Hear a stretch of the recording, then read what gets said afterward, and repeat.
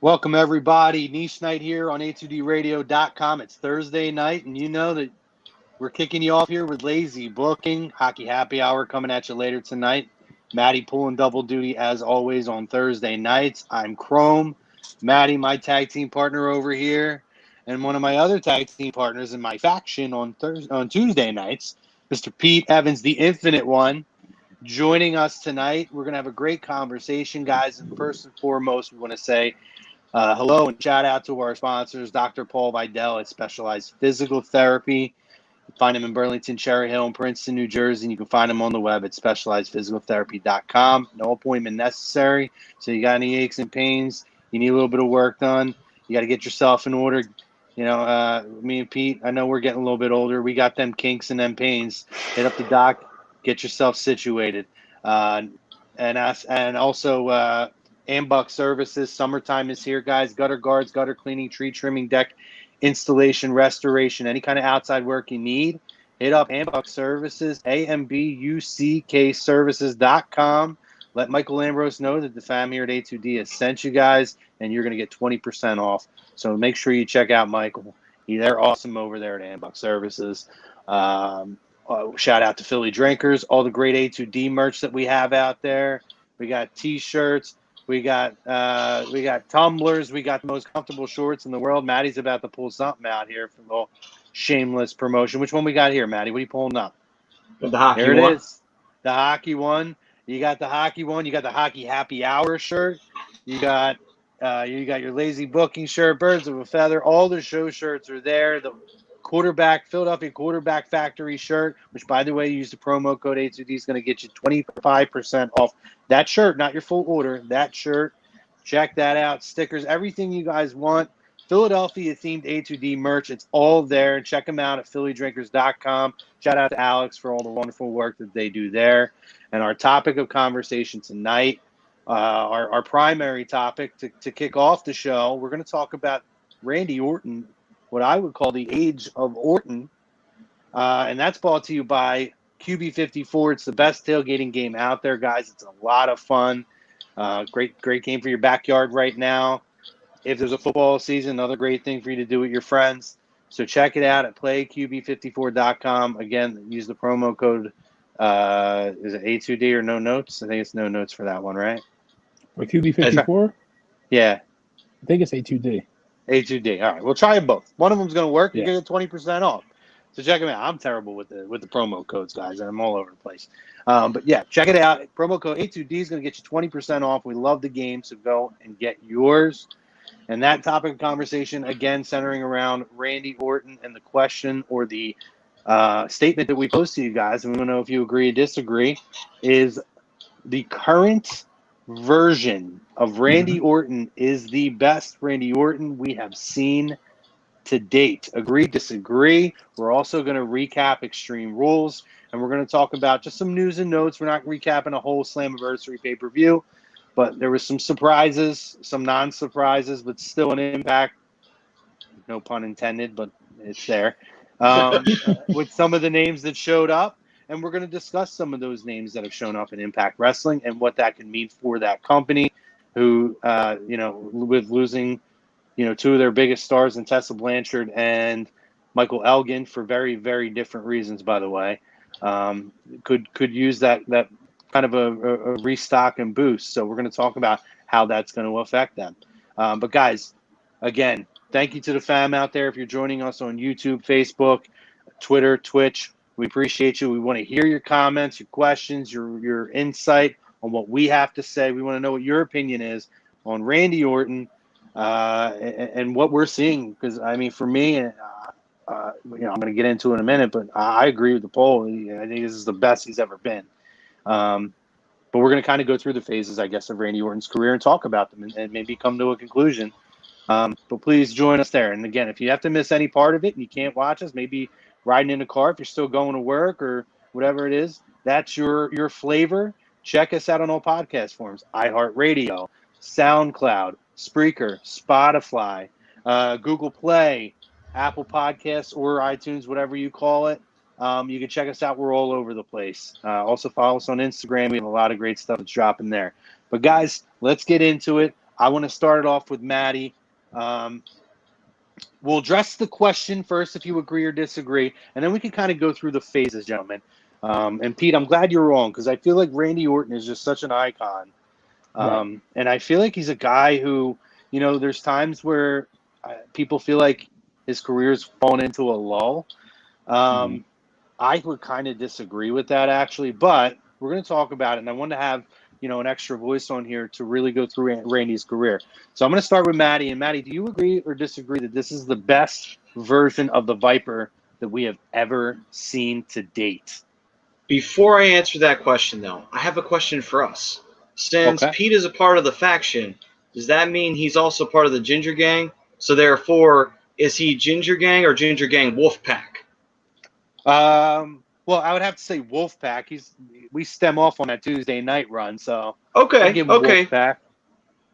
All right, cool. Just wanted to clarify that. Very important stuff here. Either way, he's Ginger Gang. Oh yeah, totally. NWO shirt on, by the way. Yeah. There you go. I like it, Frank. Yeah. And by the way, how rude of me! Shout out to Frank too, for doing a great job behind the scenes today. I apologize, Frank. Frank's going to be handling all your comments and questions and all the fun stuff, all the graphics. So thank you again, Frank, for joining us tonight. No problem. But I got to hear it, Maddie. What's your opinion, buddy? So my opinion on the poll question, it's going to sound a little crazy, but I actually disagree.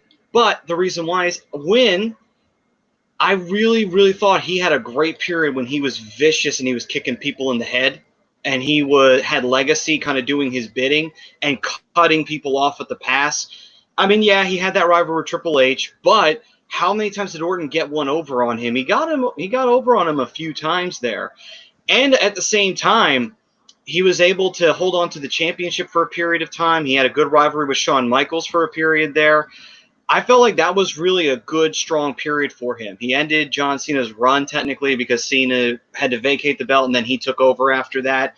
He kicked Vince McMahon in the head. He did it to Shane. He RKO'd Steph, and then he kissed her right in front of Triple H.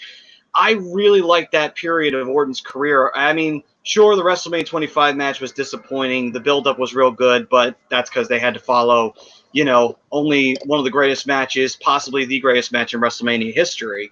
But I would say that that's one of his best periods. And it was so well done that it's like, I hated Randy Orton.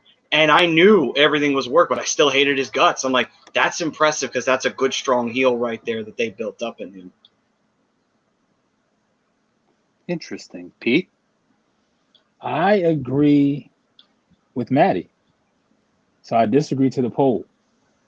That WrestleMania 25 build-up, when he RKO'd Steph, kissed her, remember the week after, he's in his home, supposedly home. You got Triple H then.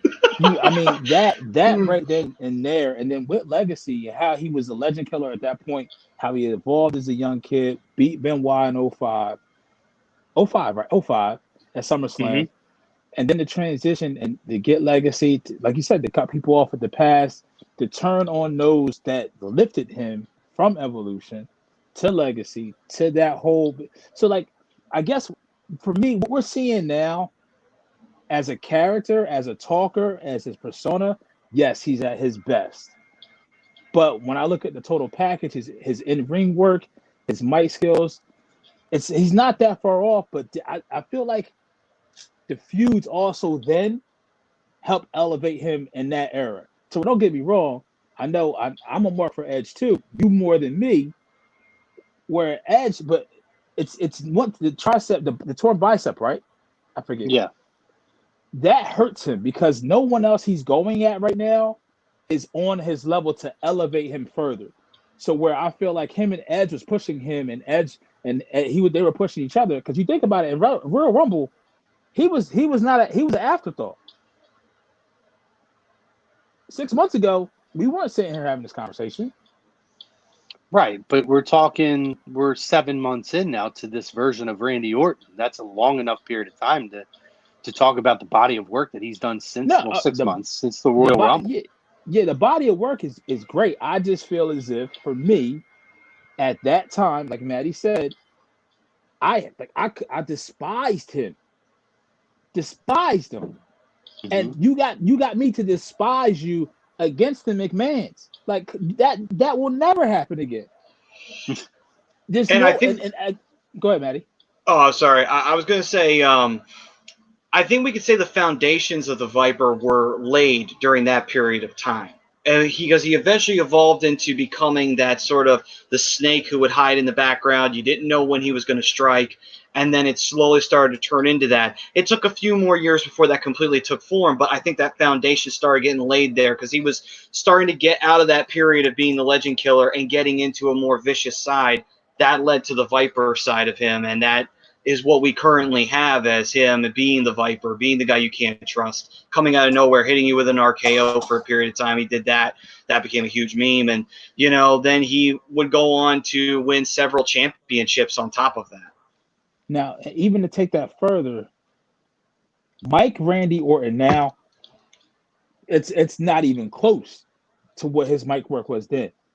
But this is also a guy during that time. If Ric Flair was bringing him out to the ring like he's been doing lately on, not so much this past week, but because obviously we know what Ric Flair's, his wife tested positive for COVID, things of that nature, he would still even turn on Rick then. Like you couldn't literally, even if you aligned with him back in those years, you still didn't know if he was on your side or not.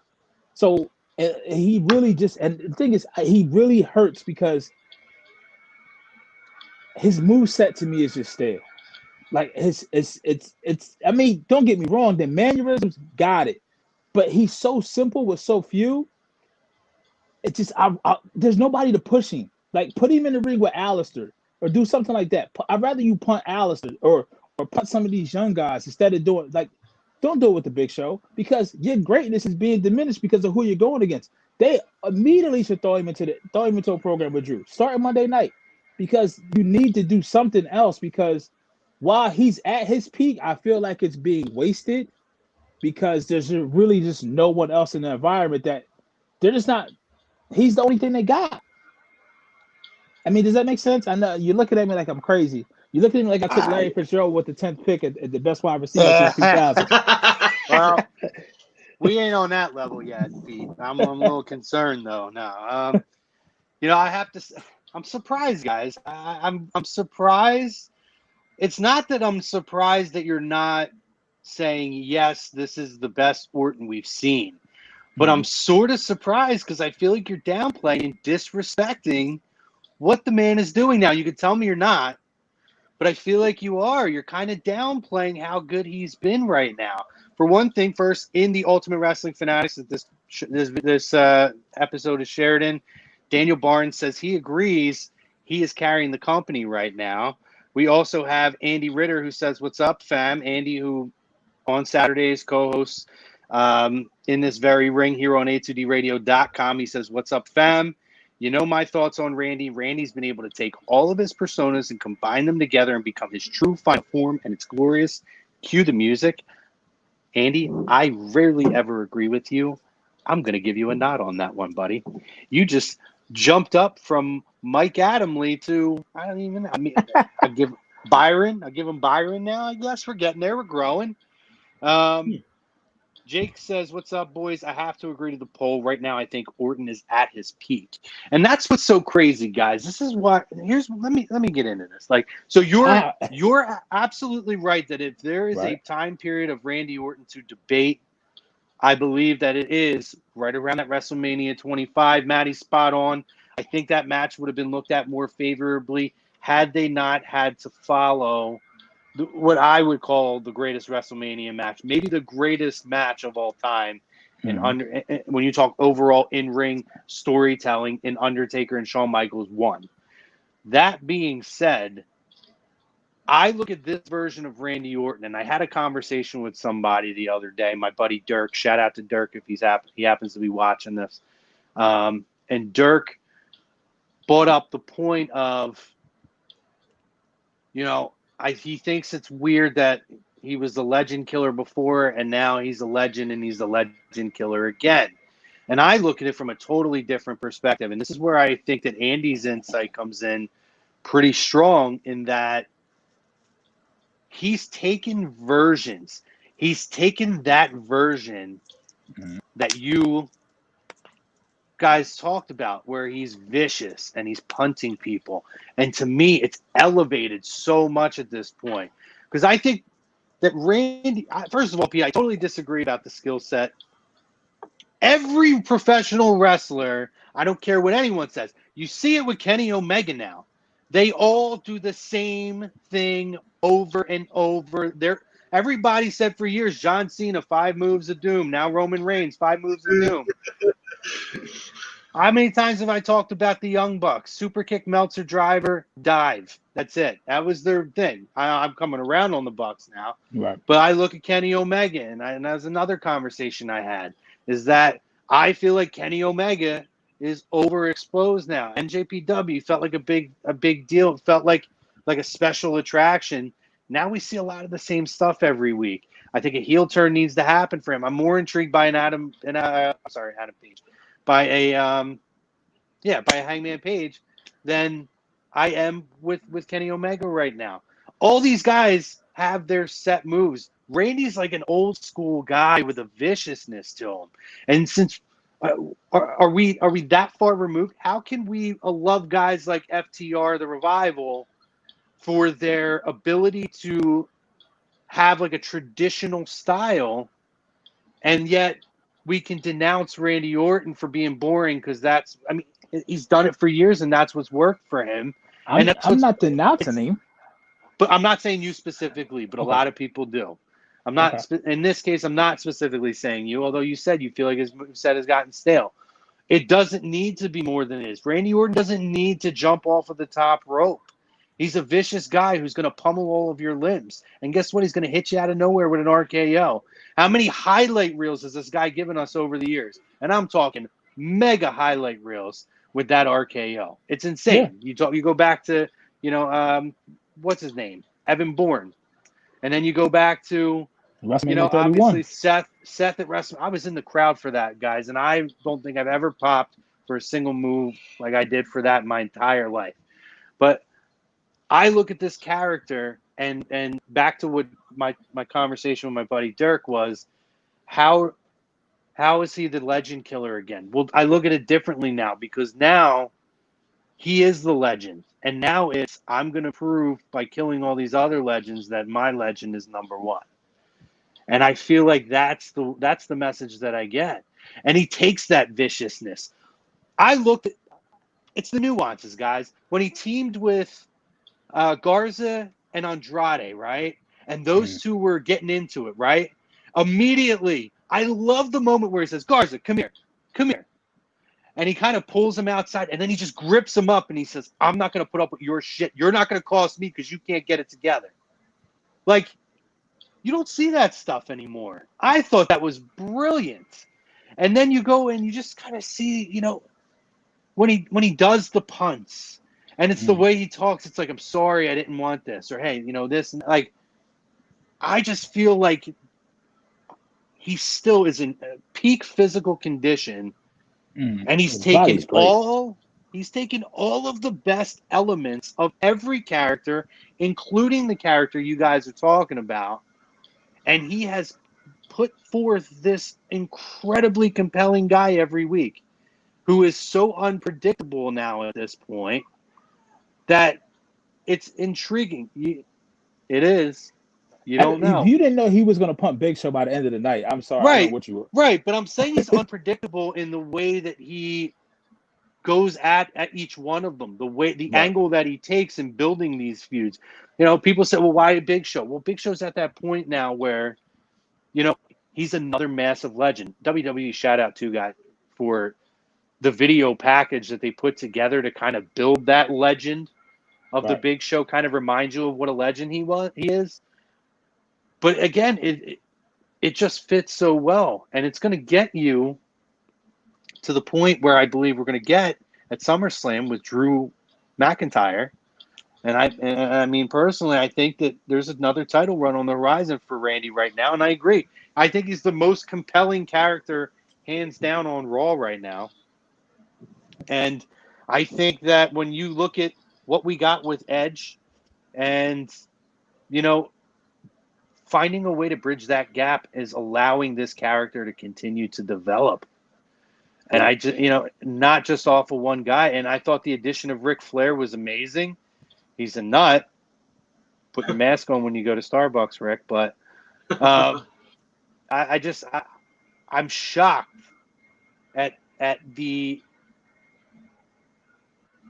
lack of recognition that this character is taking all those elements you guys enjoyed about Randy Orton around WrestleMania 25 about 11 years ago to now. Right. Shocks me. I don't need, see, like, if you want to be vicious, be vicious. Don't punch somebody and say, I'm sorry. You see what I'm saying? Like, to me, that takes away from it.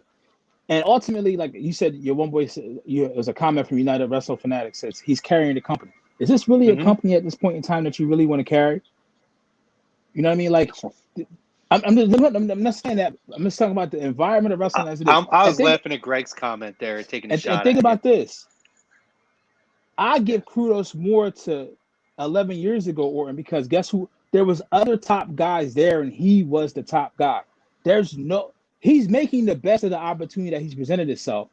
But let's not kid ourselves to the fact that if Roman was available, if other guys was available, he would not be getting this much time. We would, but it would still be, if this is still what it is, it would still be the most compelling. But being the most compelling superstar on Raw right now isn't something that I would want to hang my hat on. And that's no fault to him. That's just overall where the product is at right now. And even with Drew, if he beats Drew, they have to have him go over on Drew big. But then what does that say about? Go ahead. Go ahead. No, go ahead. But what does that say about how Drew went over Brock big? Like, you know what I mean? So these are levels, because they've been building Drew like a monster, but he's just not carrying the strength. They have to run into each other at some point, and Randy's just been running through old legend after old legend, really almost old yeller on them and putting them out of the pasture.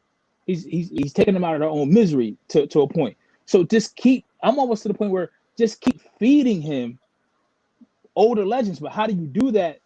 Because to me, he's bigger than the strap. If you give him a title run, you're giving him a title run ultimately for Edge to come back maybe at Survivor Series and take the strap off of him. You know what I mean? That would be the only reason you would do it. To me, where his character doesn't need a title run, but I think the company needs him to have the title right now to spark some type of interest. But ultimately, it has to turn for me to who he's attacking. That's where the unpredictableness comes in at, or the predictability comes in at, because we knew Big Show didn't have a shot. The match was going to be half decent, but you knew he was going to get punted. Like, I mean, I don't know what you do. Like, there's a way. I get what you're saying as far as all the personas together. Yes, but when I look at the programs in itself, they need to do something different. Like, have him run in an NXT. Do something. They could take it up another notch to make him even more unpredictable. Have him go on SmackDown. Have him pump Braun. Do something. Like, better yet, don't go at Drew. Go at Braun then. Let me get to a couple of these comments, and then I'm going to get Maddie's response on here. Raska says that he needs to go after Lesnar. That's an intriguing idea to do that for Survivor Series. Jake Friel, what's up, boys? He agrees to the poll. I think I already read that one. Greg said that he agrees. He says he's always hated Randy Orton, but because his character's so convincing, and he's always been that way. I need to go back to my boy. I love you. I got to go back to Prism's comment. Please put that up. I've always liked Randy, but I've never liked Randy's promos. Randy never sounds like he believes what he's saying. Granted, the only WWE I've watched was the Christian versus Randy a few weeks ago. I could not disagree more with the statement. I think that's so far off base. And I would think that you guys would agree, because if anything, there's never been a knock for on Randy Orton. It's been his promo skills. Yeah. I think he's deliberate in the way that he delivers his promos for a reason. He's supposed to be a sociopath. Well, go ahead.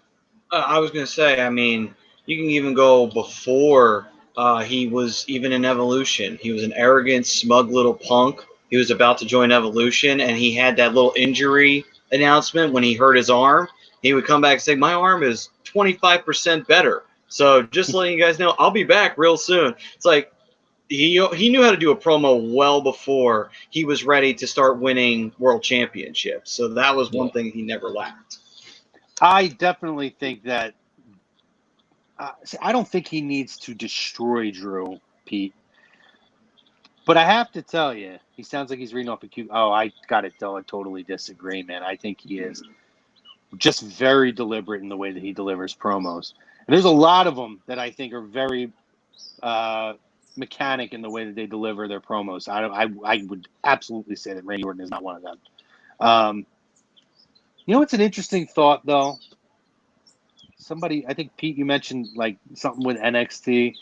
You know what I mean, I look at a character in NXT that I feel like when he gets to the main roster, if he could somehow work with Orton and almost be like his protege, Loomis? I would love it. No, not Loomis. Loomis is he's too far out there.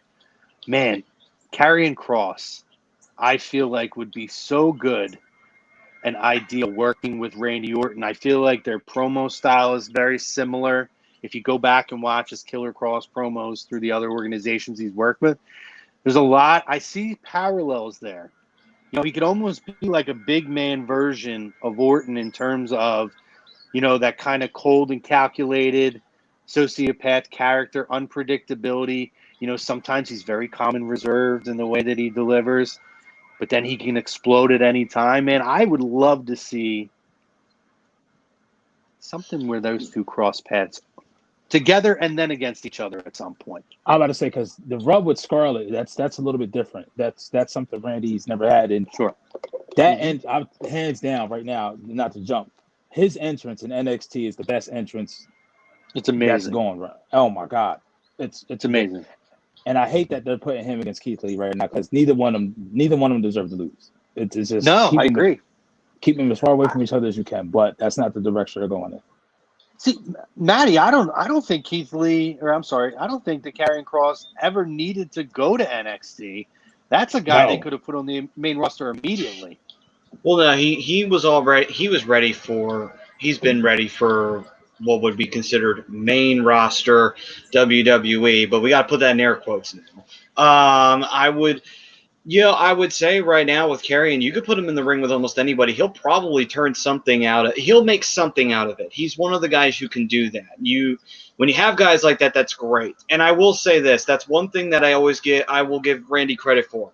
Even when he has been in really just, this is a nothing rivalry, they have nothing for him to do, he makes something out of it. Same thing with what Karrion's been doing. Although he's not been in a nothing rivalry, he gets something out of it. He gets like, okay, this is what I want to get out of it. And he did it before in Impact as well.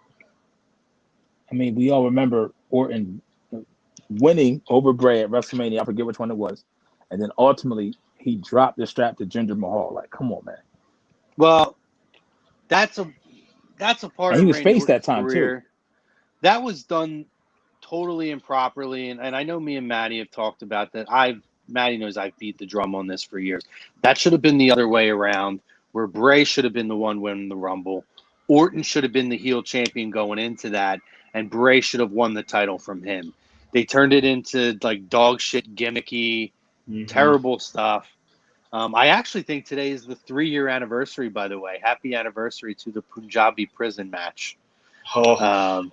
The really I only shitty know that one. It came up on my Snapchat memories today. Oh So, my God. happy anniversary to one of the shittiest events I've ever seen live. Me Randy too. Orton versus Jinder Mahal in a Punjabi prison match. And the Great Khali came back for that one night to cost Randy the match too. at least we could say we've seen a Punjabi prison match in person, Maddie. There's only been 2 or 3 in WWE history. Yeah, we could check that one off the bucket list. And if we're lucky, guys, we'll never see another Punjabi prison match again. Hopefully. Joey DiBartino says heel Drew McIntyre would work a great program with Randy Orton now. I agree. I think that's the program you have to go with SummerSlam. And Pete, I think Survivor Series is going to be a little early for Edge to come back. And honestly, I think that's a good program to save for WrestleMania. and have that kind of come back around and play off of last year. You have a whole entire year to build this story. So I would say, honestly, wait until Mania and have that. And then maybe I know they don't give the title to a lot of these returning stars, guys, but it wouldn't shock me if they give Edge a short run, and I would be okay with that. I'm an Edge mark. He's the top 5 personal 5 for me. So what do you guys think? I mean, if he gets a short run, like say he does win the belt at say a Survivor Series or something like that, it'd be kind of cool if he, I would say like he loses it at Mania, and he loses it to somebody who either they really want to push, which I think that's how it should go. If you're going to put a belt on Edge, take advantage of the fact that you have the belt on Edge. If there's someone you feel deserves this chance, deserves this push, they win the Rumble, they beat Edge, they have that big moment at WrestleMania. And if you can get crowds by then, wow, that's even bigger for whomever would get that opportunity. Yeah, I mean, the thing is, I would personally like to see him wait till Mania. I don't know if the business and where it's trending is going to allow them to wait. Yeah, so that's the thing. They have to push the envelope now because of where they're at. I mean, the ratings have been dropping over for wrestling, all promotions, and this is even without sports. And now baseball and basketball, for however long it's going to be, are starting to come back. So that's going to take some attention away.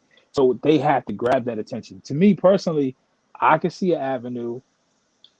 I mean, because right now, when I look at Orton, is he truly a heel? Is he truly a face? Because even the guys that he takes out outside of Edge, I mean, Christian, you don't want to see it to happen to a guy like that, but you don't despise him from doing something like that. You don't want that. You don't want to see that happen to show like that, but you don't despise him like you do. You didn't have that same feeling like you had with Edge, because when it happened to Edge, because these guys are coming to Edge's rescue, and it's like it's not the same.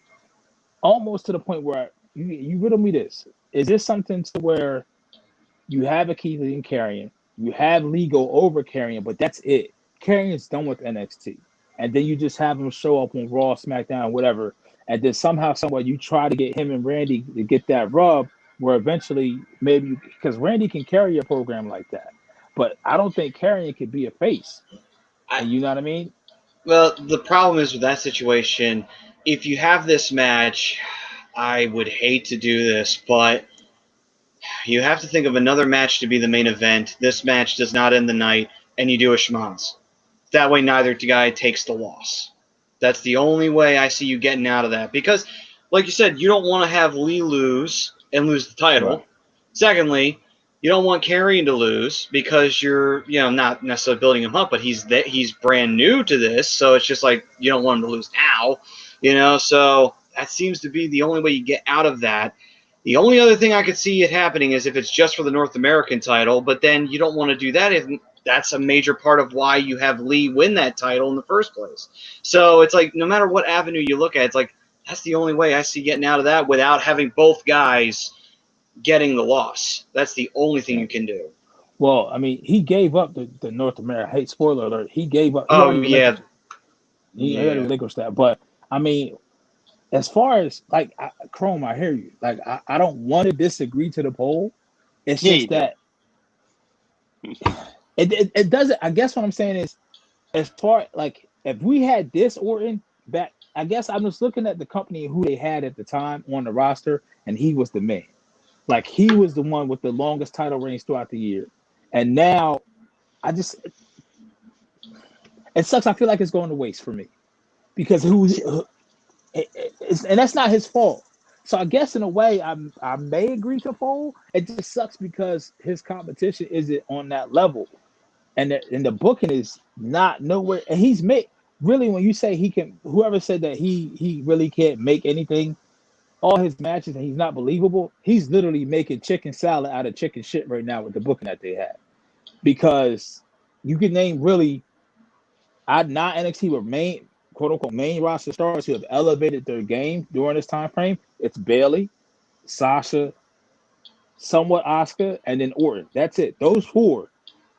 Orton's really the only guy. I feel like Drew's taking a step back. I feel like maybe Braun's taking a step back. Bray has taken a huge step back. Oh, I Since, disagree. well, I What? mean, it's different because What?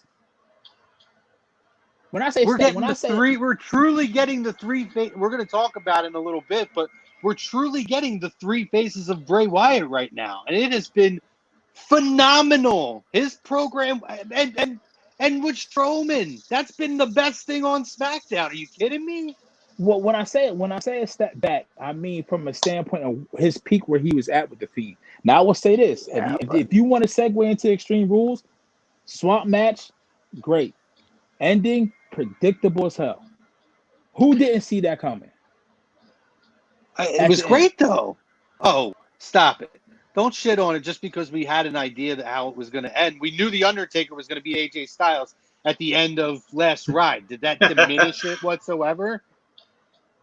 No, it did exactly. Pete, thank you. Joey but DiBardino I'm mad says because there was no finish. Who won? Who won? Who won the match? it. What does it matter? It doesn't matter because the title wasn't. If there was a title on the line in that fight, then I would say, yeah, I I thought the guess title was that on the makes line. sense because they do that. No, it wasn't. It was a non-title match. Okay. Then I digress. There was really only one real botched finish that entire evening at Extreme We're- Rules, and it. Hold yeah. on, Oh, we're gonna my get. God. To Well, that. that's a tease. That's a That tease. was terrible. That was terrible. Joey says, would they take the title away from Drew and put it back on him when they're allowed to have fans? This true crowning moment. I think that's 100% what you're going to see. Unfortunately, I don't think you're going to see fans, and I'm putting this out there, guys. I truly believe this. This is a sports take in general, or a crowd or whatever take in general. I don't think you're going to see fans until 2022. So I think you're a long ways away from that. Wow. Okay. I mean, at the earliest, the end, towards the end. I'm looking at it this way, guys. When we get a vaccine for all this stuff, I feel like the process is still going to take about a year. So Probably. realistically, I'm looking to end of 2021, 2022, when we can safely or at least comfortably start to have fans. And it's still not going to be the max that we had previously. It's going to be a long time for that. Yeah, because That- inoculation is going to take a while. Right. But that being said, I agree with that, Joey. I don't know they'll wait that long, but I think that they'll find another moment for him if they have to wait that long. But I think that's the idea now is let's give him let's give him another chance to have his true moment. And I like Drew since we talked about him, since you brought him up, Pete. I don't disagree that he's taken a step back, but I don't think you got to remember, guys, they're running with a smaller crew. Not everybody's comfortable working, so they have to go with what they have. I'm not a Dolph Ziggler guy. I've said it 1,000 times. I thought this feud started okay, but it turned into dog shit real quick. What is Dolph doing at this point to deserve another title shot? I know. It was the same issue that we ran it. One. Yeah, like it was the same issue we had when he was facing Kofi like 3 straight months in a row. It's like, why? It's the exact Like- same program. Yeah. Yeah, it was like, why? Like, and he doesn't even have that much history with Kofi. He had history with Drew because they were a tag team at one point, but he had no real history with Kofi, you know? It's almost like Drew needs to join the Hurt Business. That's what he needs. He doesn't need to join the Hurt Business. He needs the Hurt Business to take him out. And then, because I hate to say it, because you said with a limited crew, you got Shelton, you got Lashley now, you got MVP who kind of surpassed Lashley. Where before it looked like MVP was trying to be Lashley's lackey. Now it looks like Lashley is MVP's muscle, and he can talk on the mic. That way you can keep Drew and Orton apart, but Drew needs it's one of those things. Like Braun has benefited so much from being on SmackDown because you have Bray, and then you have the three faces of Bray. So that's three different programs. Drew doesn't have that same benefit, so you need something because Dolph ain't it. And now it looks like we're gonna run back again with Dolph and Drew for the strap. I think this Monday night as well. Like if you'd have told us at Extreme Rules that stip that Dolph came up with would have been so believable for the heel to win anybody but Dolph. Like, I can do whatever I want and you can't, and you still lose. Yeah, See, it was terrible. yeah, I mean, the idea was clever, but unfortunately, because it was Dolph, we still knew he wasn't going to win. So it's like, boy, like you said, Pete, anybody else, there's believability in this. I gotta say though, I'm a fan of this faction. It reminds me so much, and obviously it's two of the big figureheads from that faction in Impact in the Beatdown Clan. Yeah. Which was led by MVP. Bobby Lashley was a part of that. I think EY was a part of that at some point. Samoa Joe might have been a part of that at some point. They had a number of different people, but yeah, I'm really a fan of it. I think people dump. I don't know why people dump on MVP. I'm a huge MVP fan. I've always been. I think he's a decent enough worker. I mean, he's lost a step, but dude, he's so good on the mic, and he's such a great mouthpiece. Him and Bobby together make so much sense right now. Yes. And you know what, Pete? I agree with you in that. I'll take it a step further. I think the end game will be MVP starts to overshadow or position himself to overshadow Bobby to where Bobby finally kind of snaps out of it and he steps up and takes MVP out and hopefully that'll elevate him. I think Bobby should be a champion at some point. But I was about to say that I would love that even further to take that a step further. Have Bobby do it with MVP being the world title. Having him have the strap. If there's now's ever a time to do it, now's the time. We also have to give MVP one thing. He needs to be given godlike status for one reason. That Royal Rumble entrance and Brock dancing in the middle of the ring. Yeah. That man should be on freaking painted glass for that moment right there. You know what I like about it, too? It's giving Sheldon... yes. I am a big Shelton Benjamin who fan. Looks like it's $1 million bucks and is almost 50 years old. Isn't that crazy? He still looks like he's 35. Jesus. You know, I was excited for his return to WWE. Excuse me. I always felt like he's one of those guys. Like I said it before, guys. My favorite match I think I ever watched on Raw was Shawn Michaels versus Shelton Benjamin. That match is one of the best matches I've ever watched, hands down, no questions asked. And I just felt like he was always a big focal point in Money in the Bank matches. And he still maintained that physical, that athleticism and physicality. And I don't understand why we haven't done anything with him at all.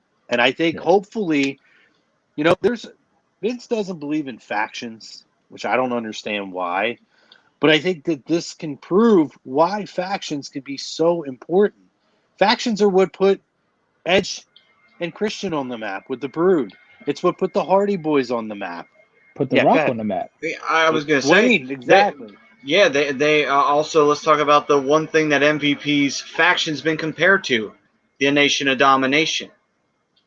The Rock came out of the Nation of Domination, who is one of the biggest stars, if not the biggest star WWE has ever produced. And that includes Hulk Hogan because of just how transcendent The Rock has been. Yeah. I mean, you think about this, he doesn't believe in factions, right? If it wasn't for New Day, Kofi never wins a strap. I know. It's crazy. You know what's crazy, too? You're bringing up the Nation of Domination, and I'm thinking about, them right now kind of focusing on Apollo Crews. And I almost see, I'm not putting him by any means on the Dwayne Johnson level, but, Apollo can talk a little more than people give him credit for, and dude can work. And I almost see weird parallels to where it was like, the white meat baby face, like, the shtick got real old. And then I almost would love to see Apollo join them. Yep. And let's see what a heel persona on Apollo would look like. I bet it would be pretty damn good. Yep. And you get way more freedom as a heel with your mic. Like as a baby face, there's certain things you can't say. You can't really be that tweener. You know what I mean? Mm-hmm. Yeah, and you get a chance to work with MVP, like you were saying, Chrome. he's one of the best mic talkers, and he was like even back when he was first in WWE. You know, he was great on the mic. You hated him on the mic. He was just like he was always trying to weasel out of a match with Matt Hardy, and they won a tag titles together. And every time he would do the most patronizing thing in the world. You're like, I hate you so very much, MVP. Screw you. You love that about him. It's just like he was that good at it. Yeah, I agree. I think that, you know, it's so important to develop characters right now. We talked about Randy Orton, and I think that this is an opportunity for guys like that. And people, or all the people that said, why would you bring MVP back and this and that? I think he's proven his value right now. He's proven the value that he has. He can be that guy. It's almost like a second coming in a weird way of like evolution, right? Like I can be the older character, you know, the guy who's been around the block, 100 times and back. And, you know, Bobby's kind of that second tier guy or that next level guy who he's been around too. But, and then, you know, you bring a young guy in. Let's see another evolution in a different format. You know what I mean? I would really be into it. I'm very I have someone intrigued by better this than group. Apollo though. There's a star who I believe is you can put the rocket ship on. Athletic as hell. Did something in Ricochet. the ring this month, but has a personality more than Ricochet. Well, Ricochet as a heel, he could benefit from being in a hurt business and turning on Cedric because he doesn't have to be a mouthpiece anymore. But I'll give you somebody else who I think even stand alone, while not as athletic as Ricochet, but has the swagger and only wears suits, dresses like $1 million all the time, and he needs to introduce his partner to a barber window, like Sean did Marty, and that's Montez Ford. Yeah. Rocket ship. You have him turn.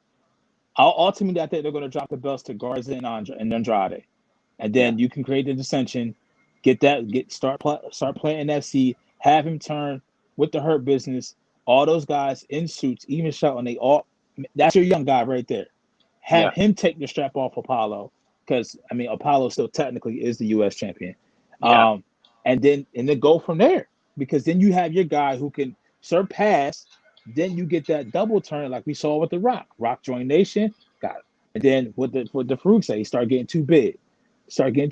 And then boom, rocket ship, he's off. And you got to make start, because I'll say this, in this area, what we're talking about right now, even the top and poll question. I mean, Randy he's ageless. But we're talking about MVP too. You talk about developing characters, and that's where the writing and the booking, they have had this opportunity to develop the younger characters that they had, and they've been dropping the ball week in, week out. I'm happy for Randy. I'm happy for MVP, but I'm seeing guys like Alistair. I'm seeing guys like Mustafa Ali had one of the weakest returns. Ricochet could have said, our partner is, and then boom, the music dropped.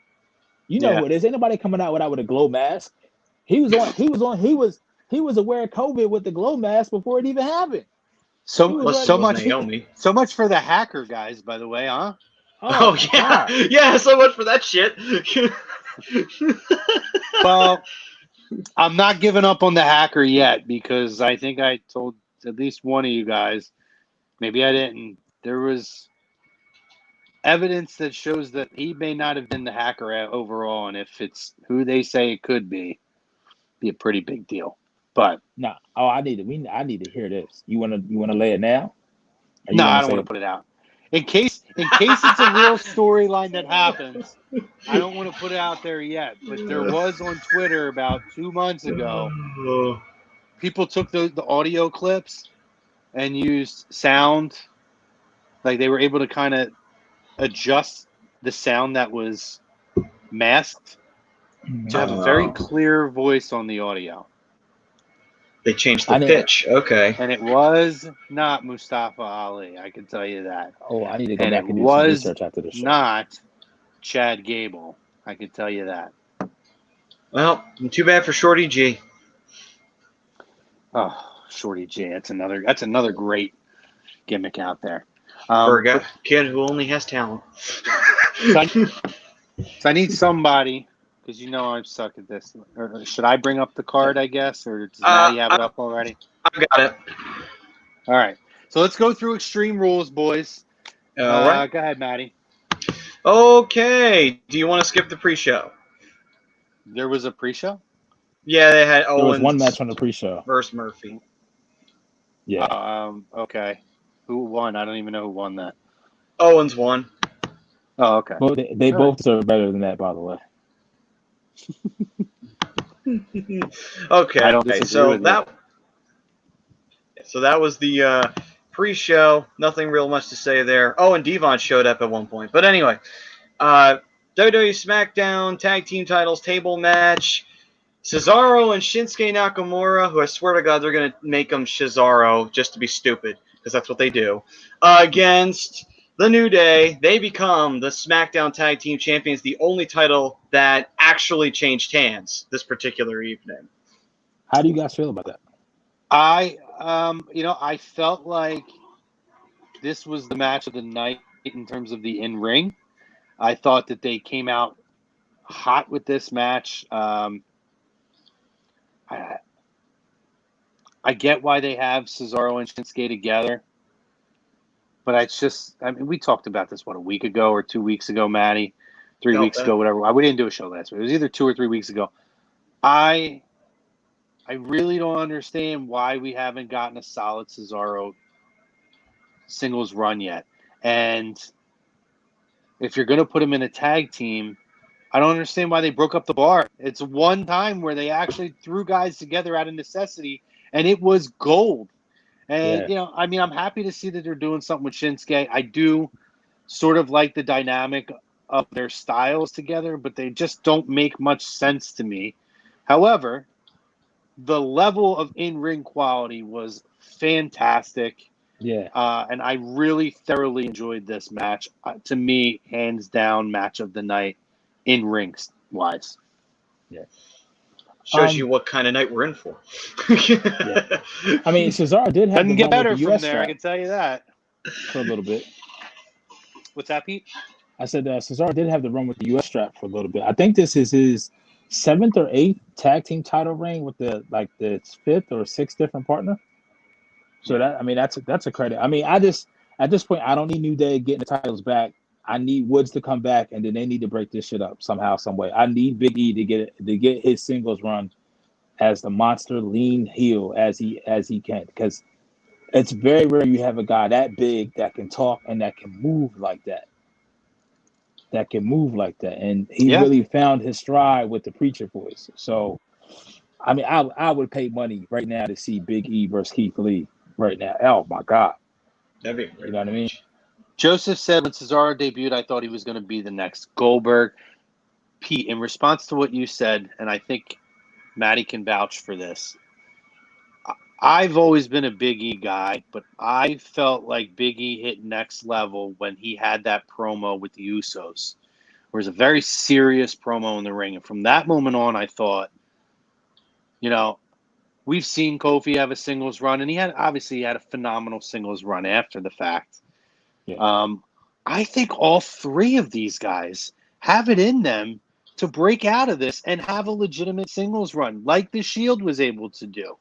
Yep. I think, a lot of times when there's a breakup, you were talking about the Street Profits, right? And I don't know that Angelo Dawkins has much of a future outside of the Street Profits.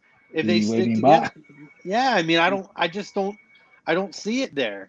But I agree with you. Montez Ford is the Shawn Michaels, and Angelo Dawkins is unfortunately the Marty Jannetty.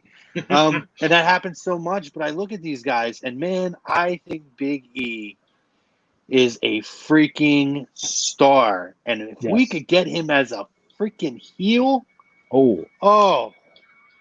my God, what could we get? And I think Woods would be a great heel too, by the way. Yeah, he can talk. He's arrogant. He already wears the Iron Sheik boots, and that's the one thing out of New Day where I think Big E and Kofi have shown you that they could take it to the next level. I think Woods has just scratched the surface because you don't see a lot of him. He does wrestle a lot, but even when he's wrestling, he doesn't talk a lot. about himself and what he truly feels. You know what I mean? We see his in-ring work. We've seen how he can be. He does the side walk on the perpendicular walk on the ropes with the elbow. I mean, it's just like you said, these guys have, and was it 5 years, 6 years now they've been together? 2014, I think it was. Yeah, they started in 2014. Yep. So they've actually had a longer run than the Shield, but obviously, I mean, you could tell the Shield; those guys were destined to be individual world champions. When you talk about this, Go is ahead, like consistently, this might be the longest.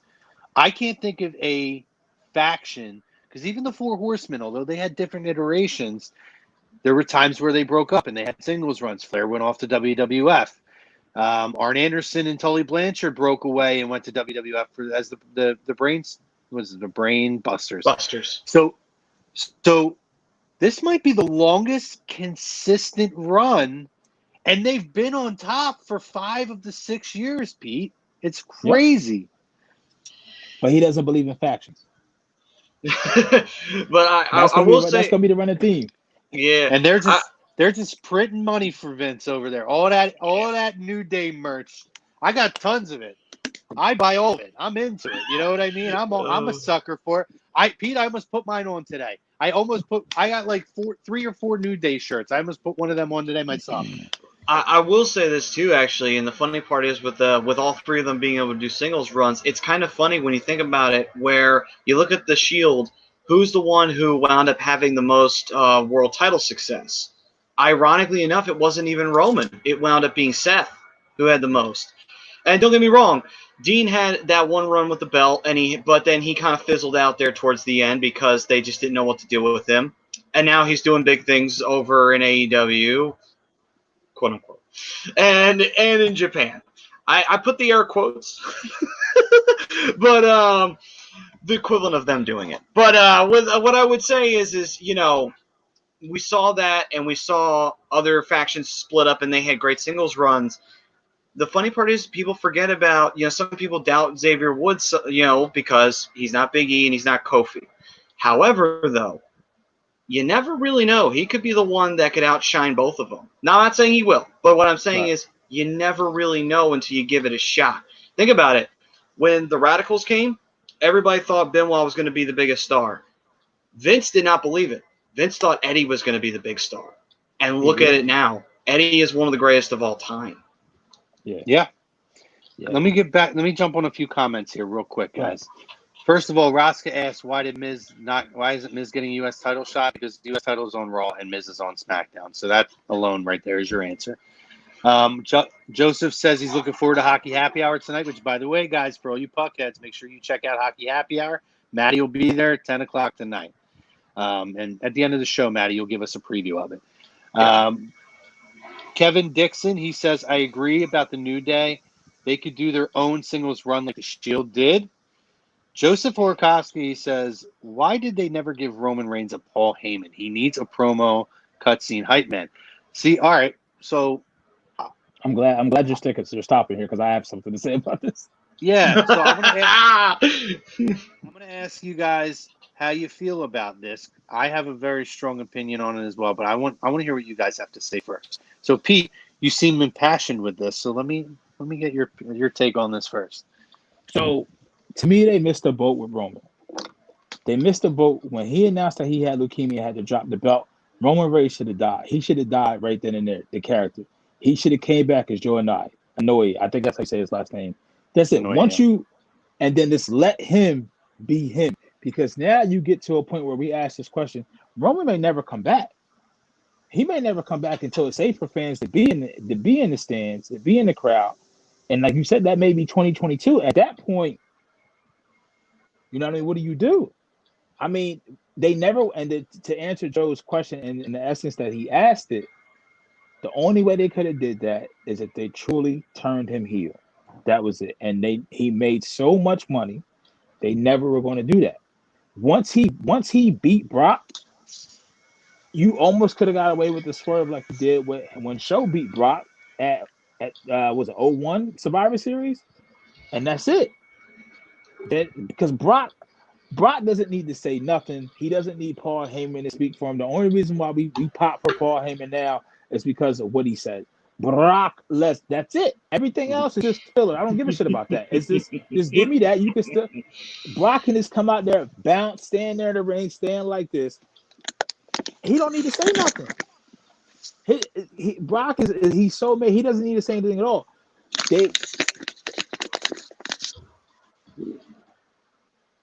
Uh-oh. Pete down. Uh-oh. That's all right. He froze. Oh, there he is. All right, you're back. Oh, okay. Cool. But yeah, I mean, they had to turn him here. This will be the first time I'm hearing how strong you are on it. I'm going to give you mine in a minute. I'm going to let Maddie speak first. Maddie's the biggest Roman Reigns fan I know. Oh, yeah, totally. Me and Maddie, by the way, have battled about Roman Reigns in the early years. And that first year of this show, me and Maddie had battles on this show about Roman Reigns. We were on complete opposite ends of the spectrum. We could not have fought more. Yeah, I didn't want Romans anywhere near the title or anything like that. And that literally might be the only thing that me and Maddie have had a continuous battle over the years is Roman Reigns, like a passionate battle. And the whole reason why was because I felt as though that I thought there was other talent that they could have pushed, but that was me. Over time, though, you start realizing, I see where they're coming from. It was the same issue with John Cena, where everybody hated the fact that Cena was getting pushed over everybody else. To be fair, though, not 100% accurate. There were plenty of stars who did get opportunities. Some of them did not pan out at the end of the day. And sometimes there was a perfect example of Vince backing the wrong horse. That does happen. But Cena was the right one at the time. Was Roman the wrong one? No. Roman wasn't the wrong one. To be fair, you could have backed any three of those guys in the Shield, and you probably could have gotten something real good out of it. If you had done it if you had played your cards properly, you could have done a lot well. Did they do it perfectly with Roman?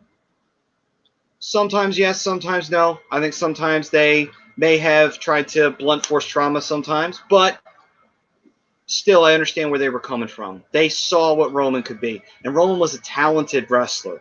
He was athletic in the ring. He didn't have bad matches. He could go long, which is something that's very, very important in the wrestling business. To be able to go the 60 minutes and then some. He was also a workhorse. You never didn't see him unless he was hurt. He was always there. He was always ready to wrestle. He was always doing something. He was always doing something. So with that being said, I felt like there were times where they made mistakes with him. I felt like sometimes they pushed him a little too much and they should have pulled him back just a little bit. Just a little bit. I'm not saying don't push him at all. I'm saying wait. Wait a moment. Give it a moment. Then you hit them with it.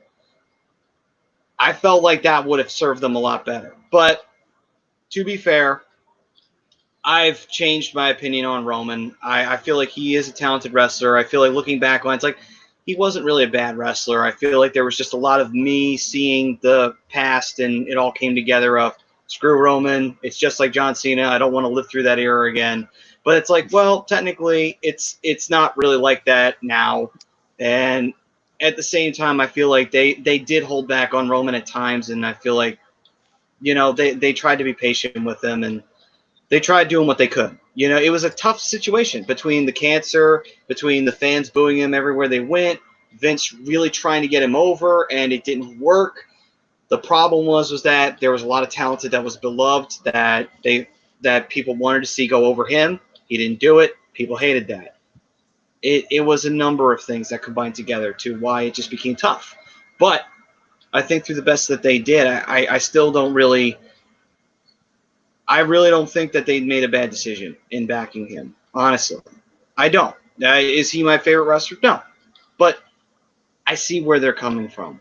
It's just I'm not a massive fan of him, but that doesn't mean that he doesn't have value. He does have value, at the end of the day. And I see why WWE did it at the end of the day. I'm totally fine with it. So, where do I start? God, where do I start here? Let's start from the beginning. Roman Reigns was the guy that people wanted coming out of the Shield to be pushed to the moon. They got it and then they bitched.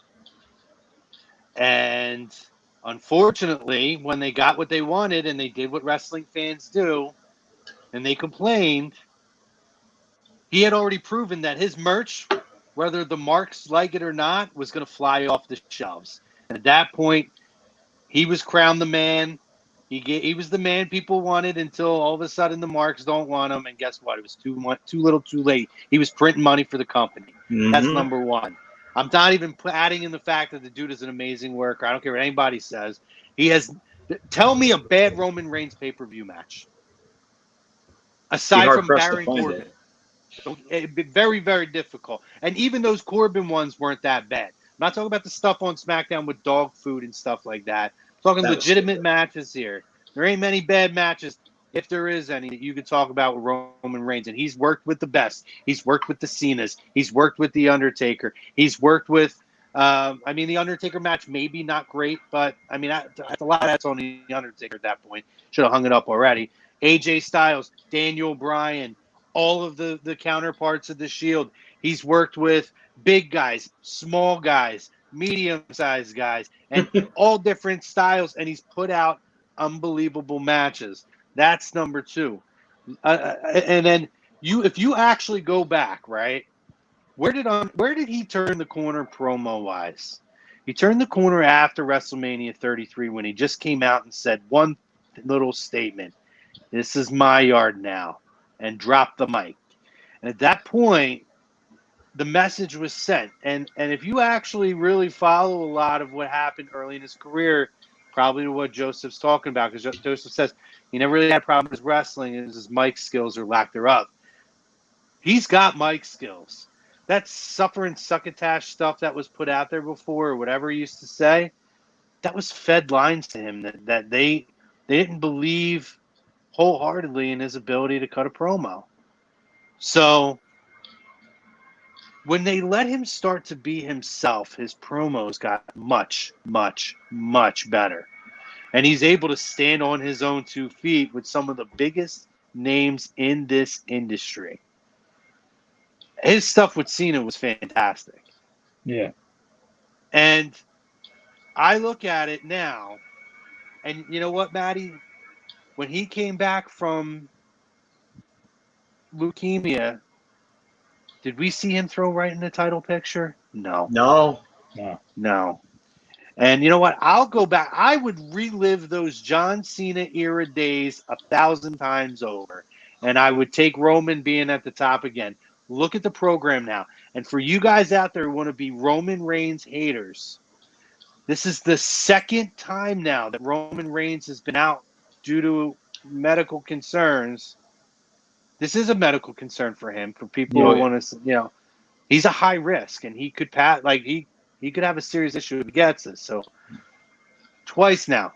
How much has the program suffered without Roman Reigns? Yeah. He's this generation's John Cena. It is a world's different program, love him or hate him, without Roman Reigns there. It is, and there has been enough time in those time periods for others to step up, and it hasn't happened. Certain guys have something special. I think Adam Cole is a guy who has something special and different. It goes back to the whole, we look at guys like Cody is a guy who is just something special about him. To me, Kenny Omega is a guy that's a great worker, but I don't see him as anything insanely special compared to certain guys. And I'm not saying necessarily I'd take Roman over him. I don't know if I would. I would say this. I heard a quote, and obviously some people don't like him or anything, but it's just a quote. I heard from Cornette one time. He said, he's the guy who works for the guy that draws the money. Kenny's the guy who works with the guy that draws the money. That's what he is at the end of the day. Good worker, but he's the guy who works in a rivalry with Cody or a Page to draw the money at the end of the day. Yeah. That's it. It's the same thing with certain other wrestlers too. Yeah. And I'm getting to the point in AEW where they have all the makings to pull off another Four Horsemen, and they just need to do it. They need something.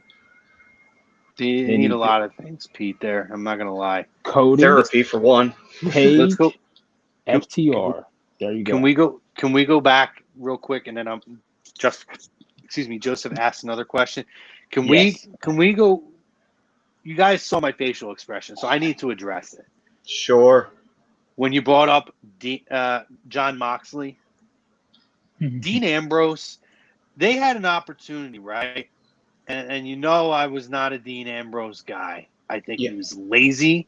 Maddie knows I said it before Steve Austin called him out on the goddamn podcast.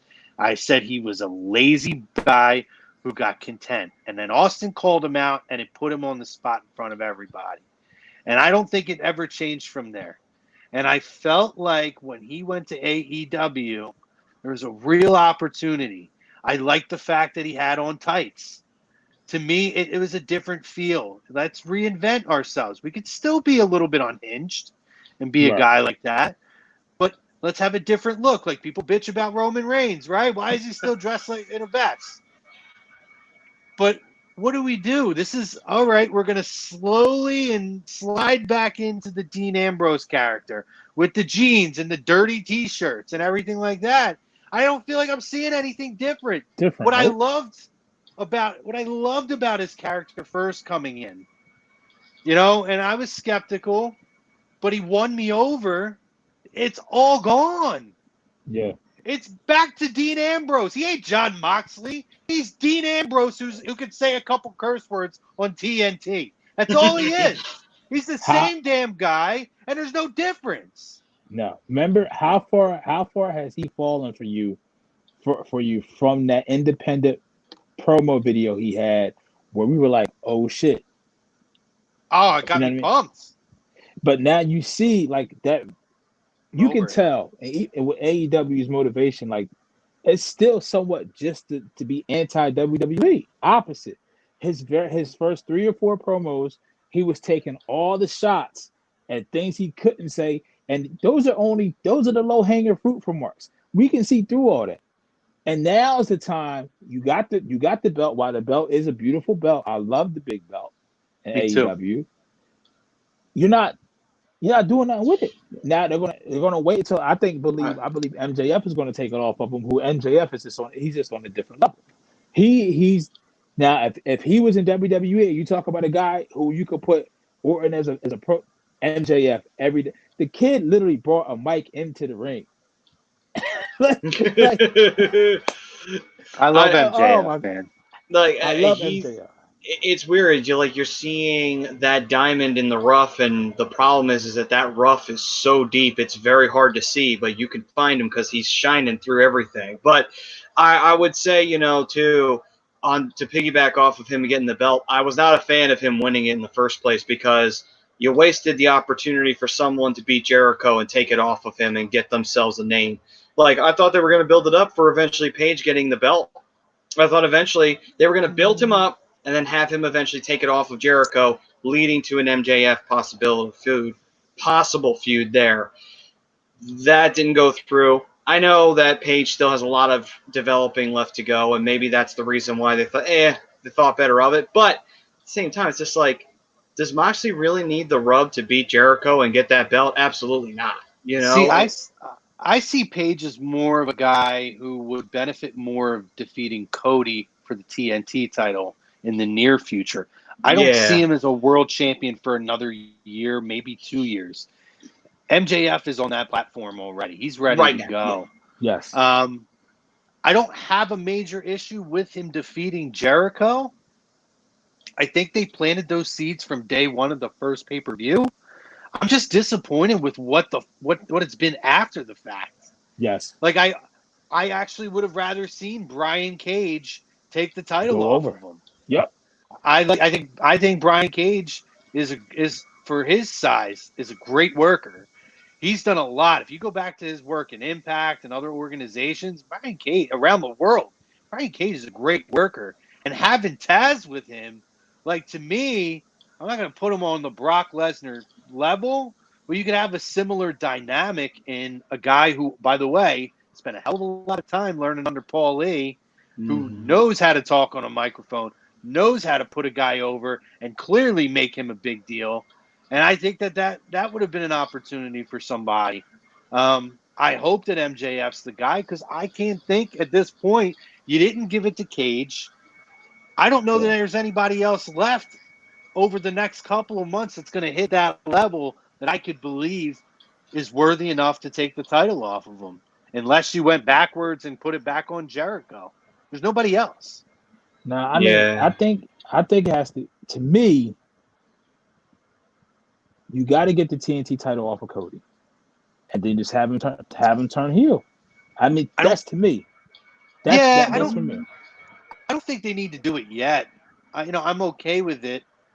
At least would you rather have Cody as a champion or Moxley as a champion? I mean, at this point, though, Cody is not allowed to compete for the title. They have to come up with a storyline. So what you need to do is you need to put the title on MJF and then revisit why Cody's not allowed to fight for the World Heavyweight title, and have Cody somehow coerce MJF into allowing him to fight for that title. But I think you're a ways away from that, because you need to give MJF a legit run too. I think, to me, I'm talking that might be mid-2021 where you start visiting that. I think MJF needs at least a 6 to 8 month run with that title. So you mean we want Moxley through the end of the year as the champ? I suppose. I mean, it's going to be a while before you can get to a program that's going to make sense. So that's the only way. That's the only logical way to get to go from where you're at right now to logically have a believable person to beat. I almost said Ambrose because I feel it's the same. I never had a problem switching to Moxley until recently because it's so Ambrose-ish. But to get it off of Moxley and then transition that, and I mean, then it's the story is concurrent and it makes sense. It's fluid. It's the only way I can think of it, unless you guys have another way to do it. No, because the only other way I could see Moxley losing that title is to another person who would be considered a main event level wrestler, but almost all of them are baby faces, and it would be stupid to do it. So, Omega, maybe that was Omega's turning heel. That would be my thought. Yeah, that would be my thought if he did turn heel. But then I thought, but at the same time, if they did that, that would feel forced. And it would also, and not only would it feel forced, then you'd have the issue of, okay, but now we got to do something with it, or other words, you're going to get a whole hell of a lot of annoyance from people because there's the big Kenny marks out there. And I love Kenny Omega, but at the end of the day, I'm not that deep into it. It's listen, I can sacrifice that for business, but some people can't, and you don't want to deal with that crap, at least not right now, you don't. Have they had a triple threat match at all? Not for the world title, I don't think. I think you do it that way to where you have some. That's a way you can get MJ off with the title. Yeah, that's a way you can get MJ off with the title. Yeah, and you don't hurt Mox because Mox doesn't need to take the pin. Yep. And you can even do it with MJF, Cage, and Mox. You know what I mean? I think Wardlow is another guy that they could throw in there. I think that makes sense. And, I know Cody's really big on Wardlow, whatever his freaking name is. So I could see them continuing. I think they've planted some of the seeds of dissension between him and MJF, have that in a triple threat. And Wardlow could, at this point, take a pin. And then, that's another ready-made feud to go. Moxley gets his rematch. You go through that feud, and then you switch it off, and you go back to Wardlow. It buys you a lot of time, and then you can go back to Cody. There's a lot of ways, and that'll get you a lot of story development and promo and time to get through it.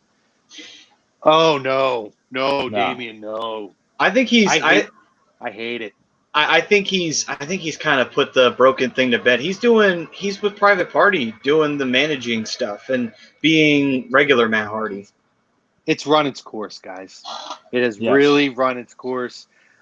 He's changed the industry. We're seeing a lot of it. We're going to get back in a second to talk about something we just saw this past weekend. That is a prime example of how this man changed the course. The broken universe is over. I'm over it.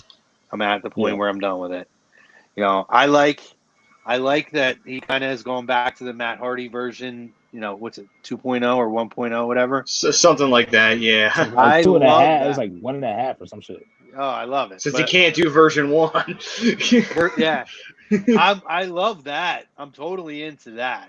I don't know if I like him working with Private Party. It just doesn't seem natural. It's a weird dynamic. It's a forced fit. Yeah, I mean, it's like they're trying to use him to give them the rub, and I don't know. It doesn't make sense to me. There's other people they could have did that with. Yeah, yeah. But real quick, and then we'll try to run. We'll just do the highlighted matches, Matty, because we don't need to do every match. Sure. Okay. But let me read this first. Okay. So Joseph says, "This is my first time watching Lazy Booking." Joseph, welcome to the show. Appreciate you. Welcome. You've been commenting. Appreciate that. I know I've seen you in this very ring, so I'm happy to have you here. We're happy to have you here. Says it's hard for me to get into present day wrestling. I'm sure you guys have all given your top 5 all time. And you know what? I'll say this, Joseph. If we don't talk too much anymore on this show about the present day. We leave that to Andy. We do a lot of interviews on this show. We try to do throwback things. We got some really fun ideas coming up to build up to SummerSlam that I'm gonna talk about at the end of the show. But he says my top 5 are Shawn Michaels, Lex Luger, RVD, Chris Jericho, and Kurt Angle. Stone Cold as an honorable mention. And he says he also loved Rock, Mankind, New Age Outlaws, The Brood, Kidman, Triple H, Benoit, Undertaker, Goldust, Farouk, Bradshaw, Booker T, etc. Do you guys want to real quick drop? Do you guys, if you can, do you have a top 5 off the top of your head of your all-time top 5? It doesn't have to be the greatest of all time. Your favorite top 5. Oh, okay. Right off the top, I always loved Matt Hardy, Jeff Hardy, Hardy Boy, Mark I Am, Undertaker, Kane, and I would say Austin. Well, my GOAT is Shawn. Mine too. Just I can do. I cried like a baby when he retired. Like me too. Like I felt that Shawn, one, Pete. We'll say Shawn, Rock, Hogan, just because it's just my childhood. I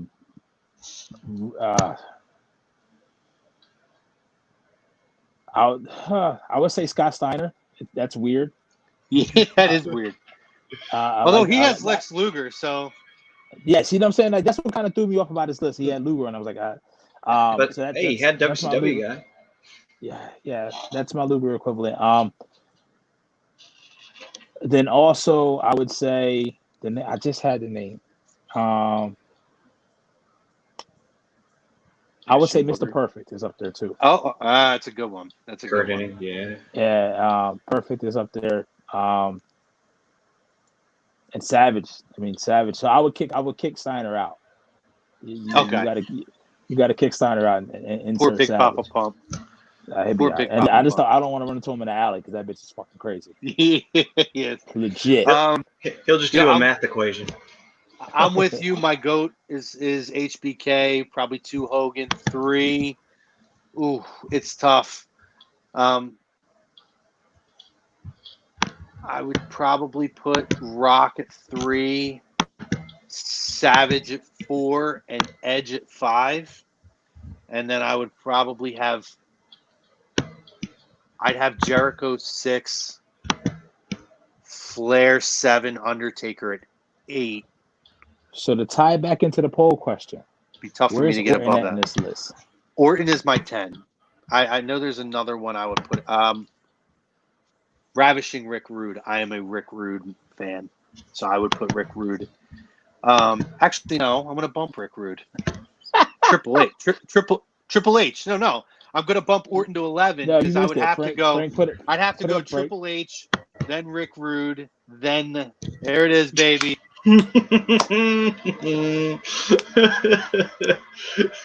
Something tells me you did that on purpose just so that graphic would come up. Listen, I didn't, but what is so funny, that might be the best graphic you guys have made. The face and the body do look pretty perfect. It looks like a ginger Rick Rude. I'm just saying. Pretty great. Well done. But that would probably be mine. But Joey asks, "Isn't Private Party and the Street Profits the same act?" Yeah. They have it's- similarities. It's similarities, but the Street Profits they're better at it. They're definitely better. Speaking of Maddie, Yes. saw a red Solo cup over there. Did you bring the smoke? You want the smoke tonight?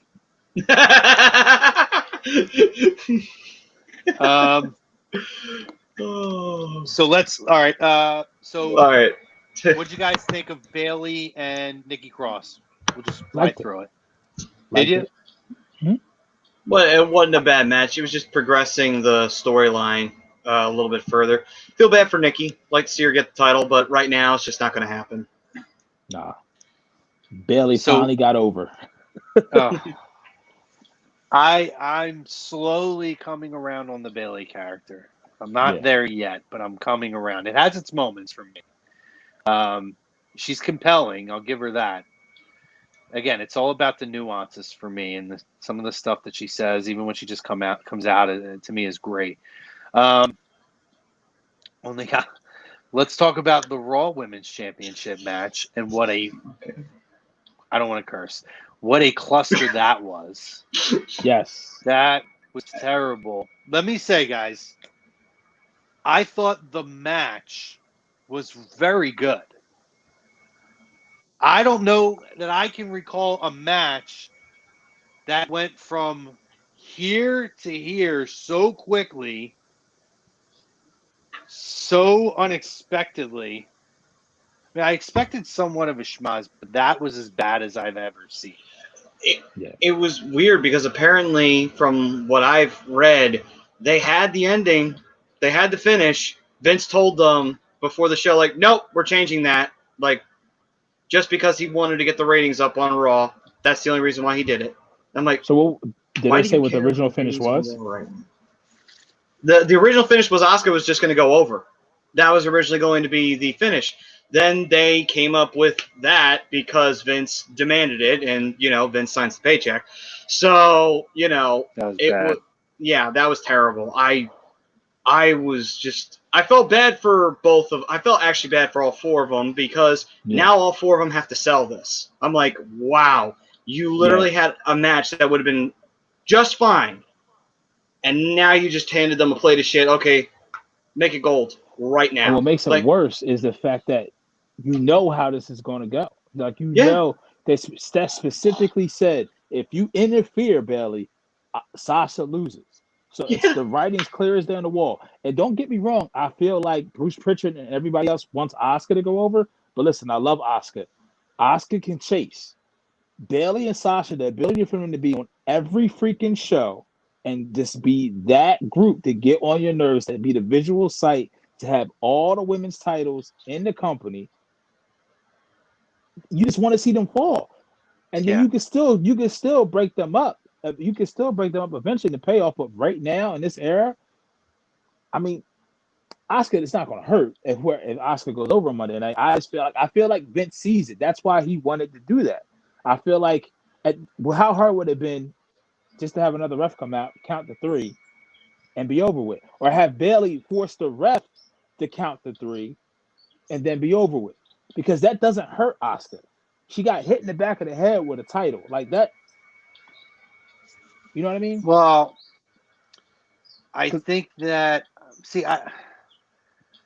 they're not moving Sasha off. They're not going to put the title belt on Sasha. She doesn't need it. They're not going to move her off of SmackDown because the eventual road, 4 years in the making, is to get to a Sasha Bailey feud. I don't know what I thought we were finally starting to hit the apex of this, guys, and we haven't gotten there. But it seems like there may be hope that we might be getting closer to that. Is 4 weeks enough time though? Yeah, I think they've been building up for so long at this point. They've had 4 years, Pete. I mean, why not, right? But I just don't see them, because they have to then take. I don't care that they have the tag team titles. They then have to take Sasha off of SmackDown. And at this point, please don't do that. I need to get to the finish of that. I think the idea is they're going to have Kyrie and Asuka. Right, but she's there through SummerSlam, I believe. Oh. The Yeah, idea okay. is to have Kyrie and Asuka at SummerSlam. Kyrie is still going to work sparsely for the company, so she's not totally done with the company. But she's going back to Japan, and I believe that she's going to still. The dynamic of it is weird, but they said that she's going to work for like an equivalent or something with the company over there, and she may come back and still work at certain periods of time. She's just not going to be a full-time WWE US person. That being said, this was just awful. It wasn't good. It didn't do anything for them. It didn't put more heat on Bayley. There's just nothing gained from it. And if anything, Maddie, what we got the next night on Raw, we got Stephanie McMahon looking like a complete fumbling, mumbling idiot. Because since when, guys, do we not have a situation that champion's advantage isn't acknowledged? How is it all of a sudden now, like, she starts with a good point, Sasha, just because your friend counted to 3, that doesn't make you champion. But to sit there and say, Asuka, well, you didn't beat Sasha, so that doesn't make you champion. What? Yeah. Yeah, how did you lose your title then? Yeah. She didn't lose. Yeah, by definition, the champion has to be beaten. The challenger has to beat the champion. The champion does not have to beat the challenger. Like you were stating, champion's advantage. I was said, like, well, Asuka what? got disqualified or something because you spit the mist. So now we don't. If she got disqualified, she's still the champion. Yeah, That's it's what I'm still. saying. Yeah, it doesn't make any sense. So since when do we not recognize the champion who didn't lose by a pinfall with a referee or by a submission? She's a freaking champion. What? All of this because Vince wanted to get ratings bumped on Raw. The only reason why all this stupid shit's happening. And it didn't work. Wait, and it's not just them. It's going to be NXT and AEW too. You think ratings are bad now? Yes. Wait till you see what happens now that professional sports is back. They are going to tank. Tank bad. I'm scared to see next week, guys, what the ratings numbers are going to look like. SmackDown tomorrow. SmackDown has a chance of doing okay, but there's 5 games on tomorrow for MLB. It's going to be a struggle. Yeah, and hockey starts next week.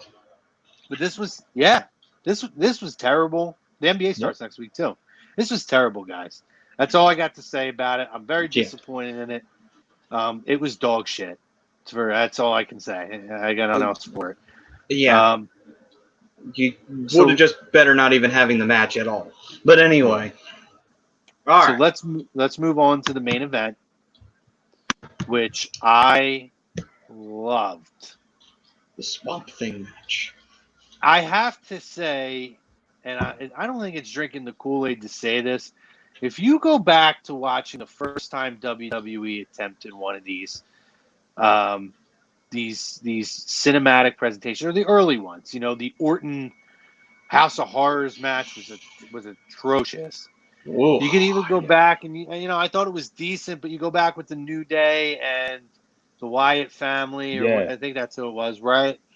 You go back and then you see where it's come now, and say what you want about the WWE in-ring thing and the lack of participation from superstars who were, validly or concerned about COVID. These cinematic presentations have been awesome. The creativeness, you could tell guys like Bruce Pritchard have their fingertips on them. I love them. I thought this was great. Prism, thank you for joining us, brother. Take care of you, your daughter, your family. Stay safe, buddy. I lost my smile. Oh, buddy, I'm sorry. It's all right. You'll get the belt back though later. So yeah. But I gotta say, this was great, and again, the playoff of previous stories to go back to the mixed match challenge, and I'll let you guys kind of elaborate on things. I thought it was spot on, brilliant. What did you guys think? What was your highlights of it? I mean, seeing Alexa was I'll never didn't see it coming, man. at all. That was great. when I saw that, I was like, holy shit, continuity. For once in our lives, WWE has some goddamn continuity. Holy shit, that blew me away more than anything else was the fact they actually acknowledged something from back, what 2-3 years ago? Yeah. Yeah. Jeez. Come on, Braun. You know you've always wanted to be with me, Braun. I was like, what? Or be together, Braun. It's so good. And you see it. It's almost like the shit that Vince doesn't touch has continuity. That's the sad part. That's the sad part. And listen, cue to MVP. Probably behind the scenes, it's been Jeremy Barash. Yeah, he was behind all the Hardy compound matches. You know what I mean? He was there, that voice. Now him and Trips, Vince is like, take these cameras, pick a spot, go film the shit. You know what I mean? Mm-hmm. Like, and you see what it comes up with. Why that attention to detail? Borash and Pritchard. Are so creative. They're so great creative minds, man. I don't know. I feel bad. That's a great pull too, Pete. That's a great pull. You almost forget that Jeremy Borash and what he was a part of in Impact and TNA, and I think the elements that he's brought from his creativity with WWE, particularly during this time, to have some original stuff. And I'm pretty sure he has his hands in some of the content for the network as well. He's awesome. Such a great mind. It's a shame they couldn't bring him in years ago. Right. Yeah, I mean, the whole thing was really well done. I liked how Bray, he was, doing his promo when he had Braun chained up to the Cracker Barrel rocking chair there, and basically was talking to him about how he created him, how he made the monster, and everything like that. And it's like, it's well done when you get a chance to dive into the Bray world. And, it's a shame that they didn't do this too much when Undertaker was at his prime. They did the one, obviously, for Mania, but it is a shame that they didn't get a chance to do this too often when Undertaker was in his prime. But the fact they get to do it with Bray is great because there's just so much you can do with it, and they let loose. Everything was there, Yeah, you think about it's a great point, Matty. Think about what they could have done with Undertaker with the Buried Alive matches, and different concepts like that. Man, it's would have been very, very innovative. But I thought this was well done, guys. I really loved it, and I think that you guys did too. If you haven't had a chance to check it out, I completely blew by this, guys, and I have to mention it. Mm-hmm. The eye for an eye match. I was wondering he's going to come back to it. The pupil for a pupil match, as you were calling it on Saturday. Oh, yeah. Who was that? Was that Butters? No, Butters, I think, brought up something like that, and then you said, oh, no, that's a pupil for a pupil match. I think that's... Somebody was saying something about, like, they're putting a contact in. Yes! Like, that's what it was, Pete. I don't know if you call it Saturday. I think it was Butters. Might be wrong. Might have been Andy. I think it was Butters. They were talking about how, they could put, like, a contact in, like, trying to come up with ways to do it. And I was like, that's not a losing an eye. It's losing a fucking pupil. It's a pupil for – yeah, that's right. It's got it. Okay. I was like, what are we having? A pupil for a pupil match? That's not losing an eye. Were you going to lose your iris too? Like, what are we talking about here? In all fairness, though, I think Butters was coming from the standpoint of, okay, how's WWE going to do this? And you were just saying, okay, WWE can't be that stupid. Sure enough, they are that stupid. And that's exactly what they did do. So they call it, so what they did, and my buddy surmised it pretty perfectly, my buddy Nick Staskin. Ray loses the match. It looks like he has a Pokeball in his hand. Yes. It was terrible, which, by the way, they diagnose him with globe luxation, which if you ever looked up what globe luxation is, your eyeball is not in your hand. It's that thing where your eye protrudes out of your eye socket and sticks out. So they basically called it something that it's not. And it was the most ridiculous thing I've ever seen in my life. Was terrible. I was going to say, it was. And if you want to see an actual example of that, go look at when Vader's eye popped out. That is an example of that shit happening because his eye actually did come out of his head. Yeah. Stan Hansen, boy. Yeah. Oh, Man. Yeah, that was ridiculous. Oh, I looked it up. The photos sucked. Yeah. If you've never looked it up, go to your Google machine right now and look up globe luxation. That's what they said Ray had. But yet his Pokeball was in his hand. It was terrible. gotta catch them all. He ripped off that freaking patch piece on his one eye of the mask and showed the freaking contact. You'd be like, oh my god, they actually did it. They actually put a contact in his freaking face. What? Oh my god. Overall, guys, I'm gonna start a new rating system for these pay-per-views. So out of 10, what do you rate this pay-per-view?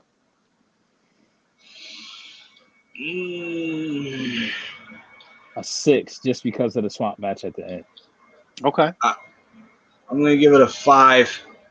I would have given it a 6 if it hadn't been for that Raw Women's title finish. I will go with a 5 because I believe 2.5 alone should be accredited to the swamp match and the opening match alone. The bookends were very, very good, but everything in between was a train wreck in my opinion. I just didn't enjoy it. I had a really hard time keeping following it, except for the Asuka, the Asuka and Sasha match until the end, and then immediately I wanted all that time that I watched that match back in my life. Yep. So before we head out, before we do a couple previews, I just want to touch on Slammiversary, guys. We had a lot that happened at Slammiversary. First and foremost, we had 2 tag teams show up. We expected to see Gallows and Anderson show up, the Good Brothers, but we were surprised and shocked in the opening bout when the Motor City Machine Guns made their return. And, we talked about pre-show. We had just seen Alex Shelley working just recently on NXT. And, that was just, a month or two with Kushida. So I was shocked by this. They're a very, very underrated tag team. One of the best tag teams of the last 15 or 20 years. Just never were in WWE. So let's talk about them first. Briefly, just kind of give me your reaction to them being there. Do you think, and obviously if you haven't watched Impact, they did win the tag team titles from the North on Tuesday night as well. So they are now the Impact Tag Team Champions. Do you guys have an opinion? Or how do you guys feel about having them show back up in Impact? Feels right. It does. Feels right. I mean, that's where they're at. Well, I think, I think if it was only going to be a matter of time, I think, before Saban and Shelley showed back up together as Motor City Machine Guns. It was only going to be a matter of time. Yeah. I'm happy we got to see it. It was a cool moment. That was a shocking moment because I think, if anything, we were looking for these WWE roster cuts, right, to be the ones to show up. So to kind of hit us in the face with that, and it was smart to do that early, too, because it did set the tone of you think you know what you're going to see, but you don't necessarily know what or who you're going to see. Loved that. We also had the debut of Heath. He who has no last name. He did explain in a kind of a fun way on Impact this week when he showed up at the door and gave his name to get in. They said, well, we don't have a Heath on here. And he said, what's your last name? He said, well, I had a last name, but I can't use it anymore. So just look for Heath again. That was a fun little thing. But I got to say, coming off of that, and again, I'm sure WWE knew that he was going to show up at this event, guys. I felt like coming off of that appearance on Raw, he looks in phenomenal shape right now. Yes. I really hope that Impact has plans for him because I think that this is a dude who proved last year or a year and a half ago, whenever it was, in that, we talked about it, that program where he was a referee and kind of basically fighting for his job when he didn't get drafted or selected. I thought he showed that he can do serious programs. So how do you guys feel about, Heath Slater showing up in the Impact Zone? I'm excited for him because I'd like to see him get in the X Division. I think he would fit I think he'd fit nice in there. I mean, he's been labeled as a tag team wrestler for a long time. I like to see him kind of get out of that shtick that he had in WWE, where he's a singles wrestler now, and he's actually a serious singles wrestler. And I think that'd be a great place for him to wrestle in the X division. Pete? Yeah, I like it. I mean, his promo on Slammiversary, with the technical issues aside, was still good. And I think even that last time we saw him on Raw, it showed that he can speak with passion, he can speak with conviction, because he turned you ultimately. When he came out there originally, he wasn't for Drew, you know? He went from being the attacker to being attacked, and then showing that reconciliation at the end. And I thought maybe, just maybe, WWE would be like, okay, well, let's just kind of, is there somewhere we can use you? But ultimately, hopefully he's given a second opportunity, and we'll see. Yeah, I agree. You know, he was probably under contract at that point, and that wasn't an option. But again, I'm happy that WWE gave him that opportunity. I thought he deserved that, especially for everything that he's put in there. We had the Good Brothers obviously showing up. They came out and helped Eddie Edwards in the main event. Eddie Edwards is the new Impact World Heavyweight Champion. There you go. Thanks, Ralphie. We're gonna plug that in a minute. But how did you guys feel about this in terms of the Good Brothers? And just keep note too for you guys that they do have the ability to work in between Impact and New Japan Pro Wrestling as part of their deal. What I'm interested to wonder is because they work with NJPW as well as Impact, are we going to eventually see some crossovers between Impact and NJPW? It's possible. They've done it in the past with organizations. It'd be interesting because then I wonder if that's going to be related to Eddie Edwards being Impact champion because they helped him do it. They're going to have that stable, obviously, in Impact. I don't know. They'll probably win the Impact titles. I don't think they're going to win it in. It doesn't appear that it's going to be as stable. I think that so the more of what you've seen, if you watch, which I know you guys don't watch it, but it appears that Ace Austin and that other big doofus, whatever his name is, they're going to feud with Gallows and Anderson. So it was more about kind of like doing the right thing, so to speak. Oh, okay. So it was sticking it over to him. Okay, gotcha. Okay, but it would be interesting. I wonder how it's going to go. I wonder if we are going to see a little bit of that interaction between those two companies. But for them, I wouldn't be surprised to see if they. I don't think they'll win them immediately, but I think they're going to win the Impact Tag Titles at some point. I would say, what do you think? Like few months or what have you. I think they're going to have the Motor City Machine Guns have a little bit of a run with them. Yeah, I would, and I think that would be a good move to do that. So who did Eddie Edwards beat? Who did he go over? So he beat. Oh, this was an atrocity, by the way. So the match is supposed to be a four-way match, a four-way elimination match. So the mystery guy was Rich Swann returning. I am not a Rich Swann fan. I just don't like it. It doesn't feel main event to me. He's still the guy that dances. Like I'd rather see him be a serious guy and work. He's a great worker. I just can't get into it. And that did seem like that was the way it was going to go. Now they did flip the script, and then music hits, and oh, by the way, another guy who I can't stand and I think stinks, Eric Young, shows back up. And Eric Young, it turns back into a five-way, which is what it originally was supposed to be before Tessa got fired and Michael Elgin got fired. It was a weird thing. EY ends up taking out Rich Swann after Rich Swann pins him. He, by injury, like re-injures him with a steel chair. Underwhelmed by Eric Young. I'm sorry. I like the sanity thing, but I'm very underwhelmed. I've never been an Eric Young guy, ever. And he looks so old now. And ironically enough, he actually is a former world champion, too, in TNA. Well, that was the whole thing they spun it on, was a former world champion is going to come back to participate in the main event. So that's where he showed up. I was disappointed in this, but I got what I hoped for at the end. We saw the 3 slashes EC3 promo at the end of this. So they showed that. Now, following up on Impact, again, you got a little bit more. Check out his promos if you haven't seen him. Go to Impact social media. But you also had a vignette for Kurt Hawkins to show up.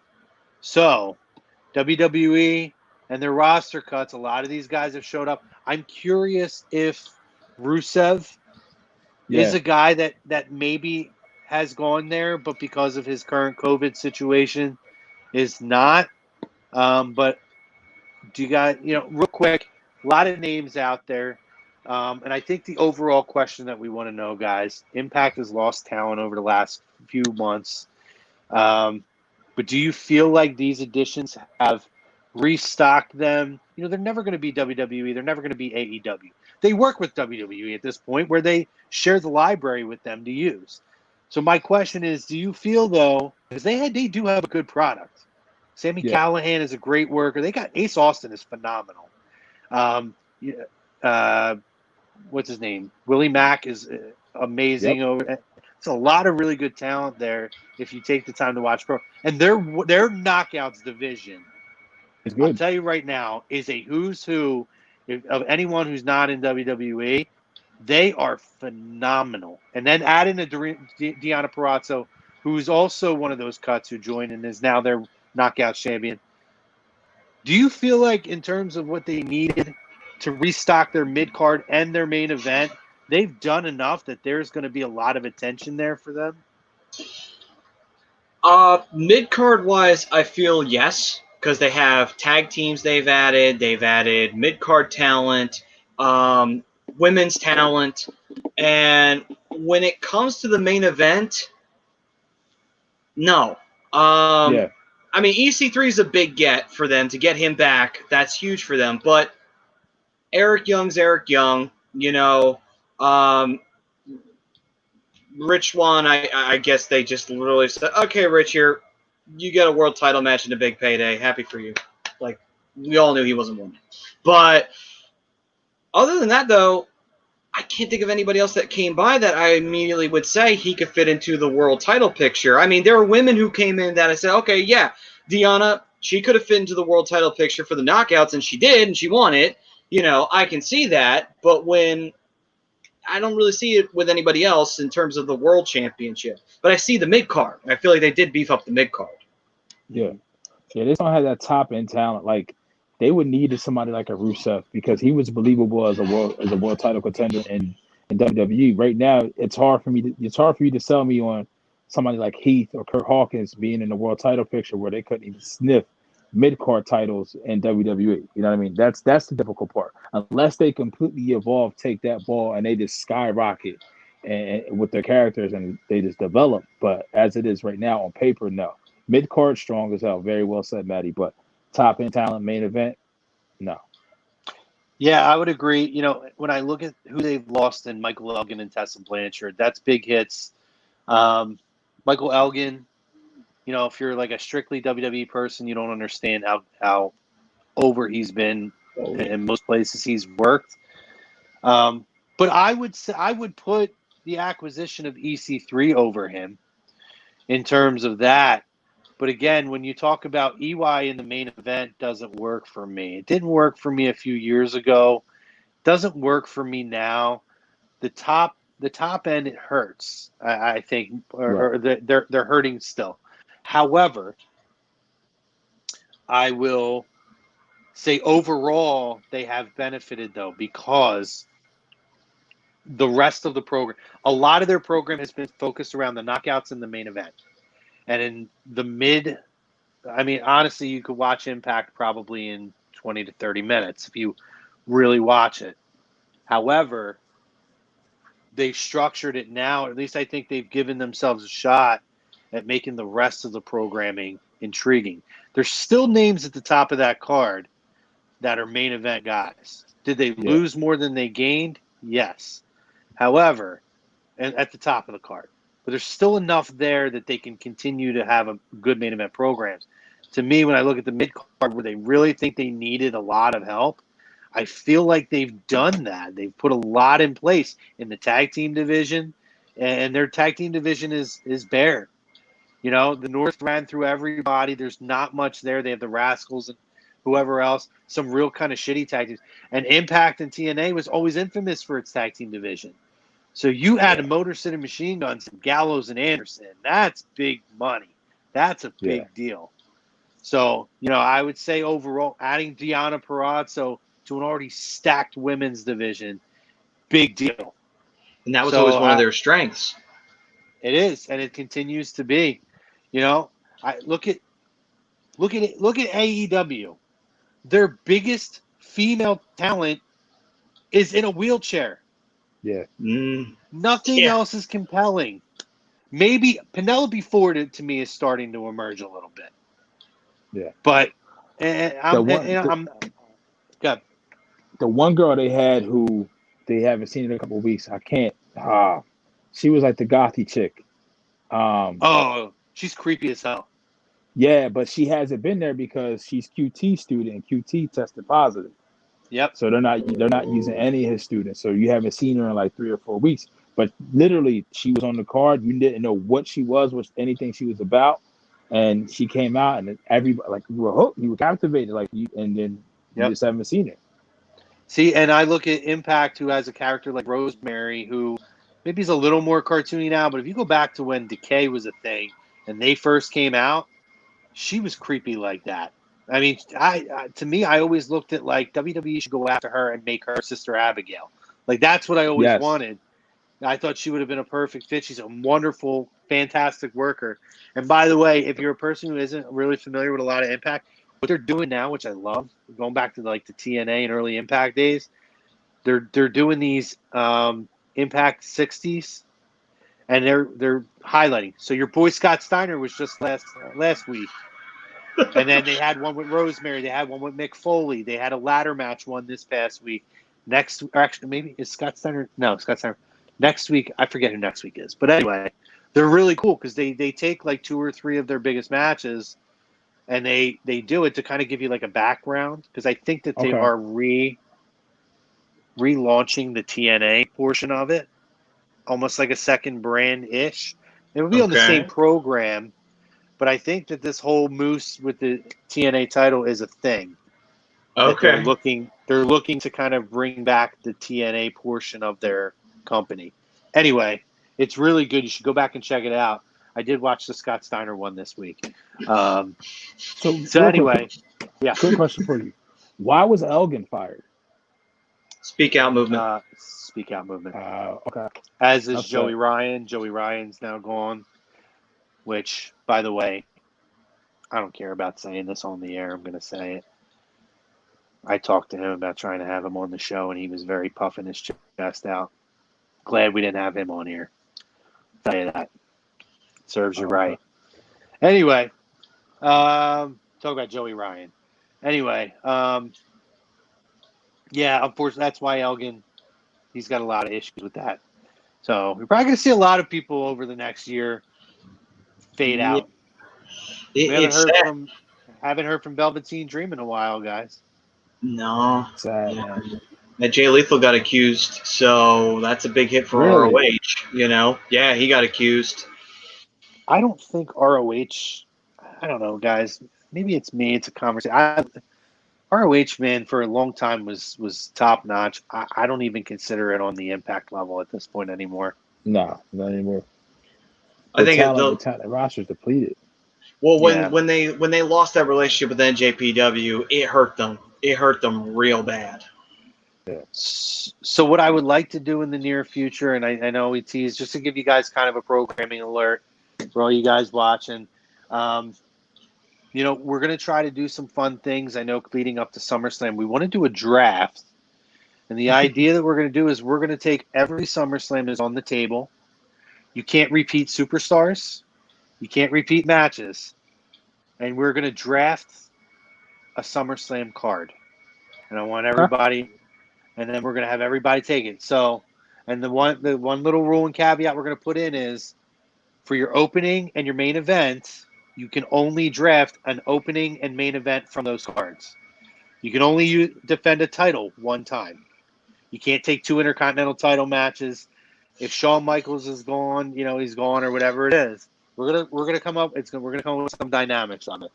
Anyway, we're gonna do something fun like that. And what I would actually like to do, guys, we're on this show. We talked a lot about current actually here. We do interviews and stuff. We like to talk about a lot of the old stuff. And what I would really like to have a conversation, maybe like our own little roundtable conversation. If we could have Pete back, Maddie, maybe I could get Ryan and Andy, maybe Butters and anyone else on. I'd really like to have a roundtable discussion about kayfabe to now.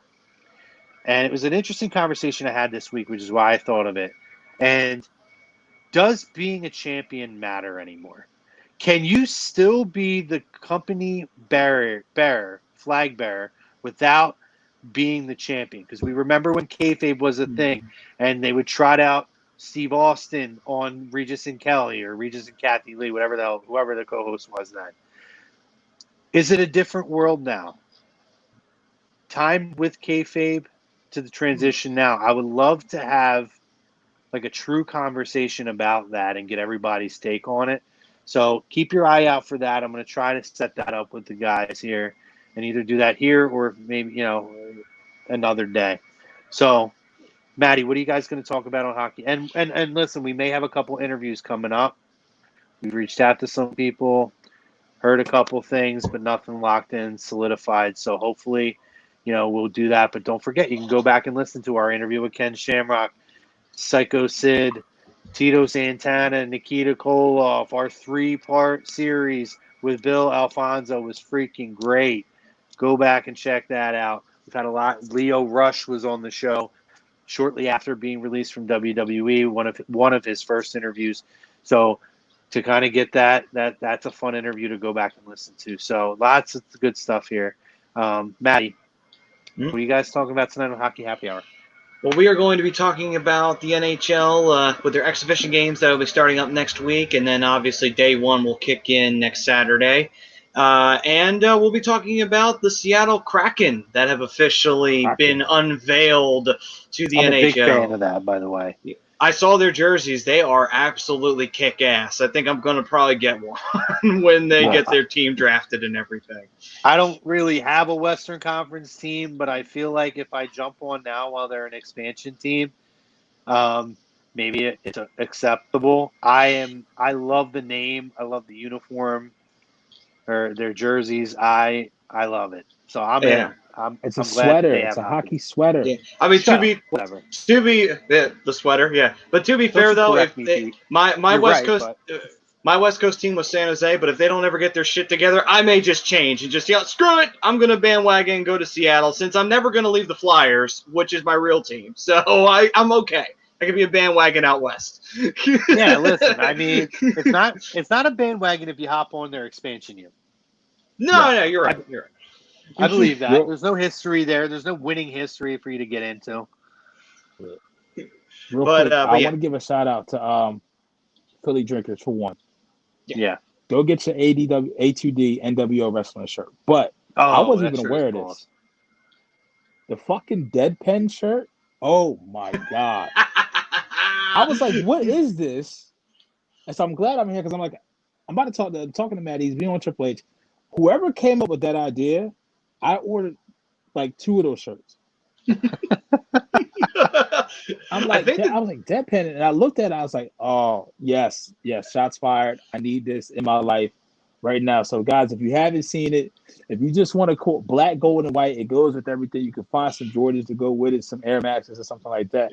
Send a fashion statement and help support A2D as well at the same time. Absolutely. Yeah. I think that, ironically, I think that started as a meme, and it's become so commonplace. It's like those little stickers you put on the back of the car that's the kid pissing on your rival team's logo. I think it's become that kind of staple. Dude, it's so good. Yeah, definitely. Shout out to Alex and the team over at Philly Drinkers, phillydrinkers.com. Don't forget, get your QB Factory shirt, too. That one is fire. And you can type in the promo code A2D. It's going to get you 20% off. The NWO style A2D shirt is freaking great. It's actually, I'm not going to lie, it's probably my favorite one that we have. I love it. I wear it all the time. The shorts are phenomenal. Get all your stuff. Like Pete said, man, you guys We love you guys, and we love your support. If you want to support us with that, please do. We appreciate it. And take pictures. Take pictures of yourself in the merch, and hop in the Real Talk group and share it. We want you guys to share your merch pictures. We want to see it. Hell yeah. But also, hey, Dr. Paul Vidal, Specialized Physical Therapy, our boy over there, Burlington, Cherry Hill, Princeton, New Jersey. Find him at SpecializedPhysicalTherapy.com. Michael Ambrose at Ambuck Services. Make sure you check them out. Promo code A2D is going to get you 20% off. I'm sorry. Well, let Michael know that we hit you up. You get 20% off at AMBUCKservices.com and also PlayQB54.com. Promo code A2D. That gets you 20% off. You can check them out. It's a great game. A lot of fun. Thank you to Frank for producing. Maddie, appreciate you. Pete, appreciate you. And for all you guys who watch us on YouTube, Facebook, Twitter, and Twitch, love you guys. Thank you for your contributions. If you're listening to us in recorded form, thank you for checking us out on iTunes, Google Play, or Apple Podcasts, whatever the hell you call it, iTunes, Google Play Podcast, whatever. iHeartRadio, Spreaker, Spotify, and SoundCloud. Follow A2D on all your social media, Instagram, Twitter, Twitch, everywhere, and give us some love. We love you guys. And until next week, we'll talk to you. Oh, and I'm in Florida, so there may or may not be a show next week. I'm thinking there will be. I will. I think I'm going to do a show next week, but we'll see how that changes. But for myself and for my boys here, thank you guys, and have a great week. Stay safe. Put your goddamn mask on.